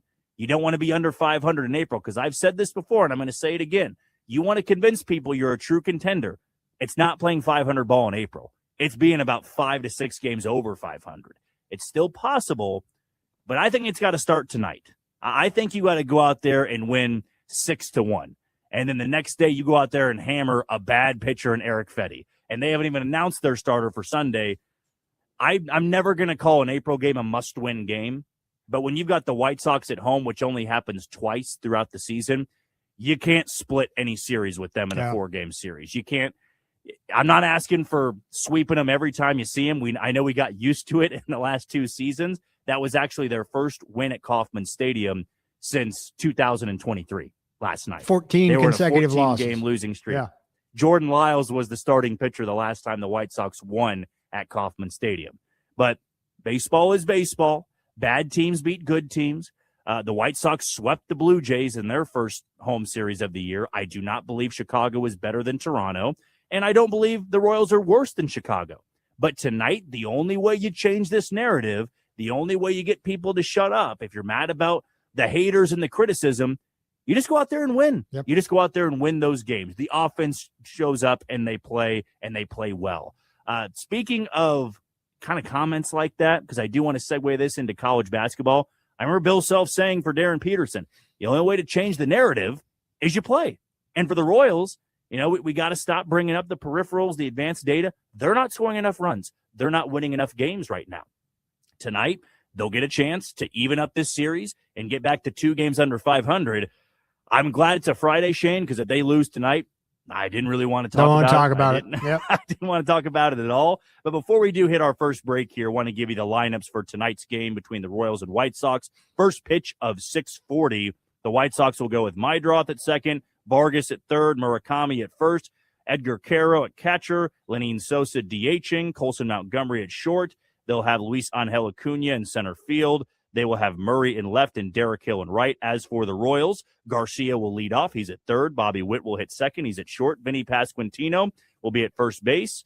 And Salvador Perez will hit cleanup. He's doing the catching tonight. Carter Jensen back in the lineup. He's DHing. Michael Massey is going to get the start at second base. He's hitting sixth. Jack Caglione's in right field. Isaac Collins is in left. And Kyle Isbell rounded out in center field. Davis Martin on the bump for Chicago. Chris Bubich on the bump for Kansas City. We're going to take a quick break. When we come back, a little bit of the latest on the transfer portal for KU and K-State. That's next on The Pulse. The heartbeat of Wichita sports. Okay, we'll just take this to like on ESPN 48, Wichita, and then you're good to go. Cool. FM. From the Augusta National Golf Club, Westwood One Sports presents this special report on the Masters. I'm Ted Emmerich. Justin Rose has had his heart broken here multiple times, like last year, falling to Rory McIlroy in the playoff. But Rose keeps giving himself a chance, and heading toward the weekend, Rose is going to be in the mix again. 35 feet. This will be straight down the hill. Speedy, working from left to right. Can he match the line and the speed on the way towards the hole? Comes up just short. Good touch. Couple feet left for his par. That'd be a heck of a round. Any round in the 60s today is a good score. George Savarikas, the call at 18 on Sirius XM. Rose did tap that in for his par at 18. He signs for a 3 under 69 to follow up his 2 under 70 on Thursday. Rose tied for second at 5 under for the week. He is 2 shots behind McIlroy. You're listening to coverage of the 2026 Masters on Westwood One. David is a real Prevagen user, and this is his story. Nice to meet you. My name is David. I've been a pharmacist for 44 years. and I'm from Flowery Branch, Georgia. When I first started taking Prevagen, I noticed stuff just seemed to come together and fit like a jigsaw puzzle. When I have customers come in, I recommend Prevagen. Number one, because it's safe and effective, does not require a prescription, and I've been taking it quite a while myself, and I know it works. I wouldn't recommend something like Prevagen if I didn't think it was worth it because it works so good for me. And I love it when the customers come back in and tell me, David, that really worked so good. Makes my day. Prevagen, at stores everywhere without a prescription. This product is not intended to diagnose, treat, cure, or prevent any disease. Testimonialist was compensated for their time. Rory McIlroy's first mishap of the day comes at the 5th as we check the leaderboard, sponsored by Prevagen. Prevagen, made for your brain. McIlroy missed the green with his second, chipping up the hill. He has to settle for a bogey. That followed 3 straight birdies here early in his second round at 2, 3, and 4. McIlroy still alone atop the leaderboard at 7 under par. A 2-shot advantage over Justin Rose and Sam Burns, who is even today through 10. At 4 under, Wyndham Clark, who shot 4 under 68 today. Tyrrell Hatton, 6 under 66 for the round of the week so far. Haotong Lee has moved to 4 under. Lee 3 under today through 16. Also Jason Day and Patrick Reed at 4 under, 3 back. Bryson DeChambeau just outside the cut line right now, 5 over par. He's playing the first 9. From Augusta, I'm Ted Emmerich, Westwood One Sports. Eaton Roofing and Exteriors loves being a part of the Kansas landscape. Since 1993, they've repaired or installed residential roofing on thousands of Kansas homes. And whether you've had storm damage or you're ready for a new, current, weather-hardy roof, you can trust Eaton Roofing and Exteriors for expert advice about the right roof for your performance needs, budget, and neighborhood covenants. Call the local Eaton experts today at 316-943-0600 or visit EatonRoofing.com. Eaton Roofing and Exteriors. Toppers Plus Truck and RV is your home for Rhino Linings EcoCoat, a spray-on RV roof coating for the ultimate protection of your RV. It's 100% seamless, won't crack or peel, UV resistant, lasts 3 times longer than your traditional rubber sheet roof, and includes a Toppers Plus lifetime leak-free guarantee. Get your free RV roof inspection at Toppers Plus Truck and RV. Upgrade your RV at 333 Northwest Street or check us out at toppersplusks.com. Make your truck work for you.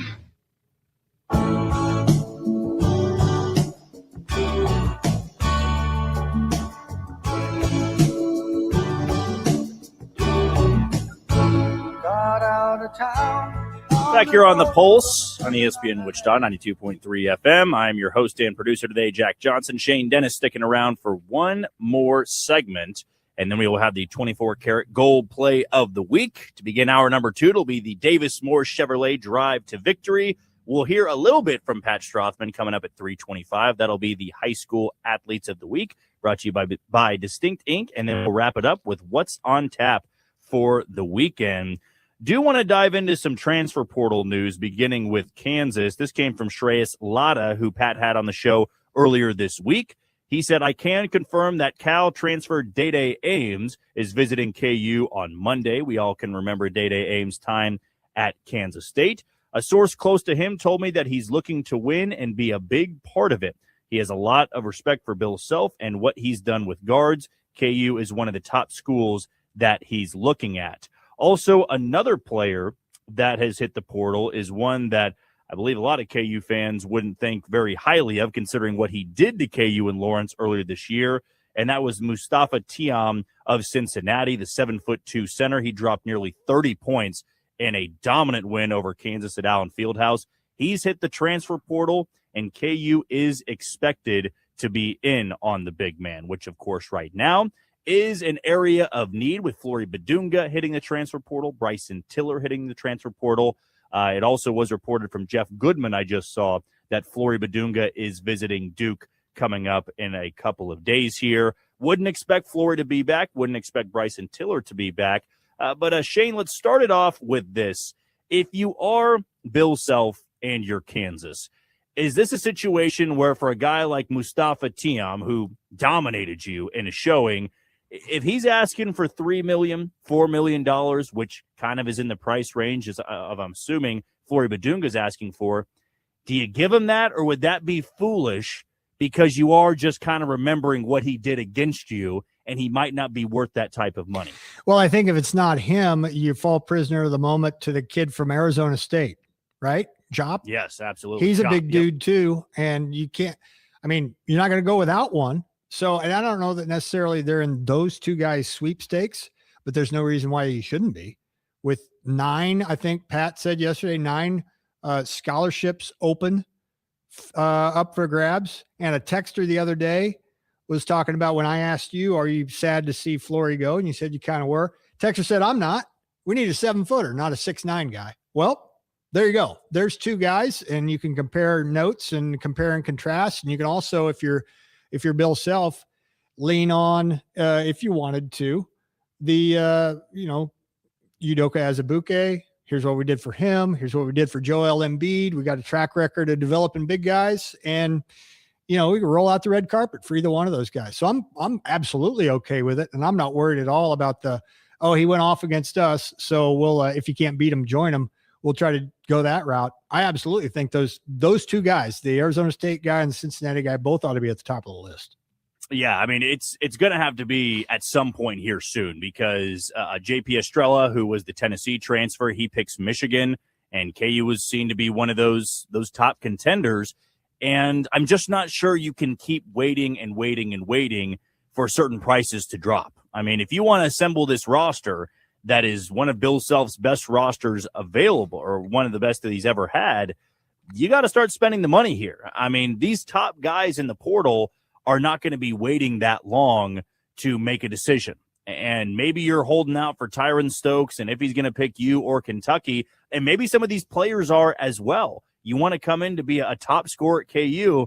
Well, Tyron Stokes comes in. He is going to be taking on a lot of that offensive responsibility, where if I am a Tiam, if I am a Jop, yeah, I could be starting, but I'm not going to have the same type of flexibility on the floor. I'm not going to be able to stretch out all the time because they have 2 5-star freshmen in Taylon Kinney and then also Tyron Stokes. And if you like either one of those bigs, Jack, you make them say no. You might have to overpay for them, but it's not unlike having a draft pick in the NFL draft. Do we like this guy? Yeah. Do we think this guy fits us? Yeah. Is he going to be there later on? No. Okay, then let's do this. It's not totally congruous with having a draft pick, but you get the idea. If we think this guy fits, we need to make sure that he doesn't, if he's visiting Kansas, that he doesn't leave Lawrence without saying, yeah, I'm coming here.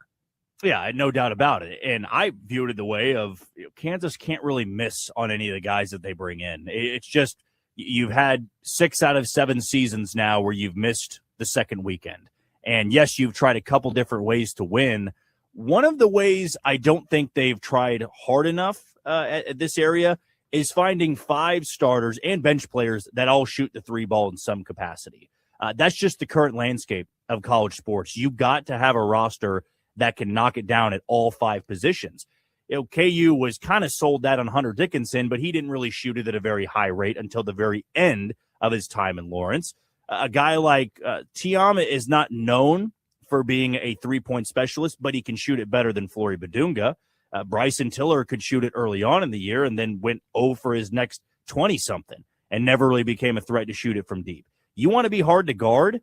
It does start with having a great point guard that can run everything, can run your offense, but you got to have guys that are threats. You're not going to win many games in the current landscape of college athletics when you're averaging 65 points a game. Yeah. You got to be that team like Michigan, like Arizona, that can defend you, yes, but they also can score at an incredibly high rate.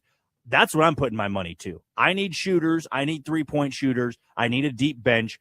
If the money that we're hearing is coming toward Bill Self, I don't want you coming in second place for any of these other guys out here. You might have to overpay for some of these players, but as long as you are bringing in a top-level player, let's take our chances here. I've said it on the show before. This next Kansas team has to be a 30-plus win team. You can't be meddling around with these 22-10 seasons after the level of disappointment you've had the last couple of years. The last time you were a 1 seed, the year after you won a national championship.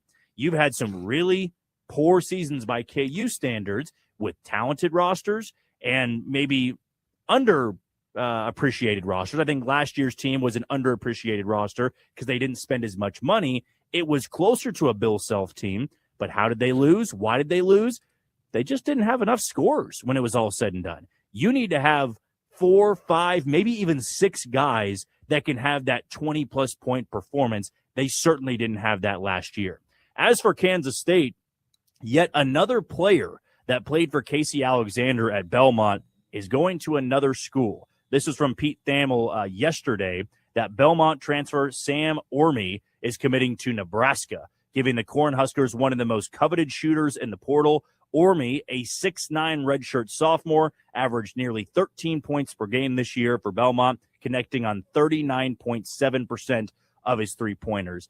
Shane, how does this grab you? That a guy like Casey Alexander, who seemed to be very well respected, isn't able to land his top 2 players at Belmont. And we just see it all the time where a mid-major coach goes to a bigger school and they almost get their entire roster because that's just the way it goes. They love playing for him. They're going to go to that school no matter where it is because they want to know where they're going to has some level of comfort. Yet here we are, and K-State is unable to land those top 2 guys for Belmont a year ago.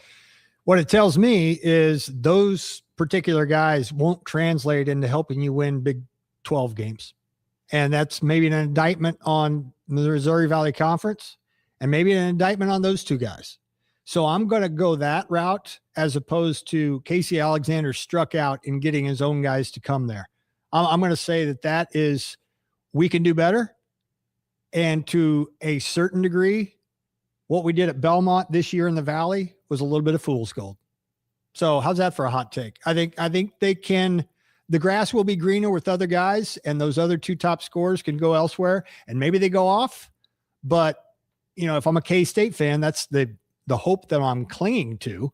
That Casey Alexander didn't want those guys, or not that he didn't want them. He rolled out the red carpet for him. But if we don't get you, we'll get somebody that will help us win at a high level just as much or maybe even more than you guys would have. Yeah, I think that's a great way to look at it because I'm not sure that K-State can afford a lot of these players. I'm not sure they were outpriced by anybody for these 2. And you're exactly right, where as a K-State fan, you would be telling yourself that of, well, he just doesn't think they would translate to Big 12 play. And we see it a lot where you've got smaller school guys come to the Big 12.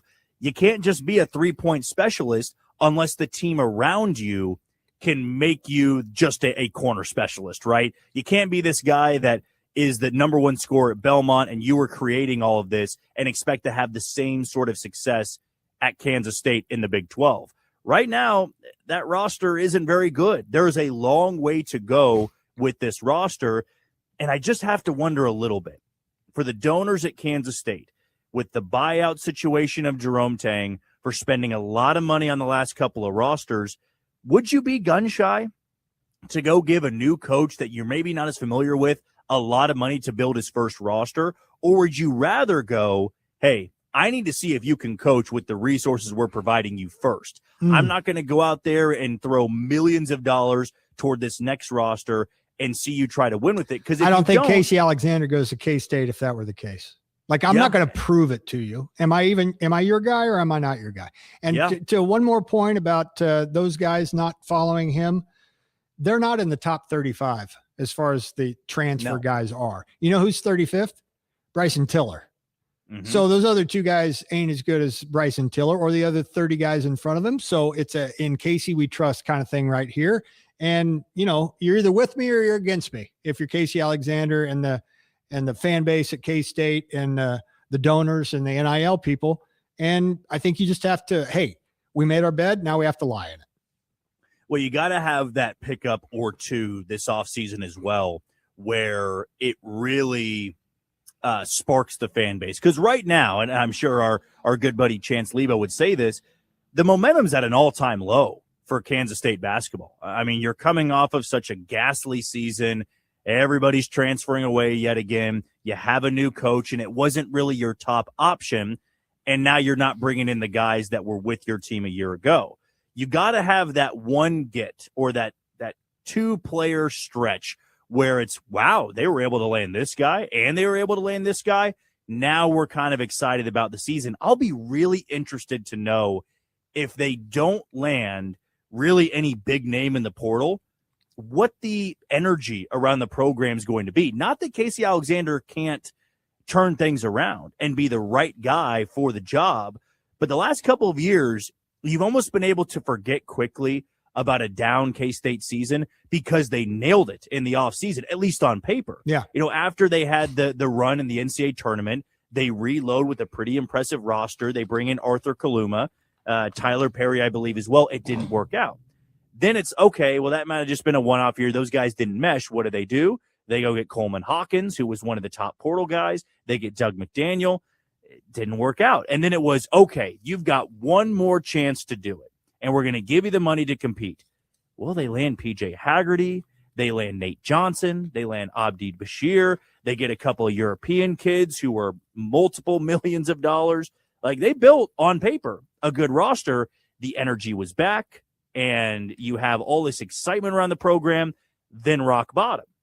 So maybe if you are a K-State fan, you're going, well, I don't really care if on paper they look like a good roster, because the last couple of years it hasn't really been that way.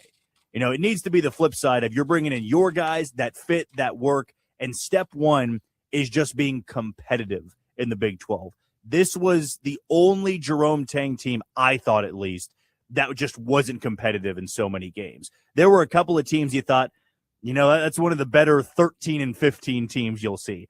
This team, I'm not sure you could ever at any point in the season say, that's actually a pretty good 9 and 18 team. They were pretty poor for the majority of that season, and Casey Alexander has his work cut out for him. But Shane, thank you as always for joining. An extra hour of work for you today. I got it from here, but I'll talk to you probably at some point over the weekend, but talk to you on through this mic, on Monday. Sounds great, Jack. Have a great weekend. All right, there he goes. That's Shane Dennis. You can listen to his show now on the podcast page. And as for us, we're going to wrap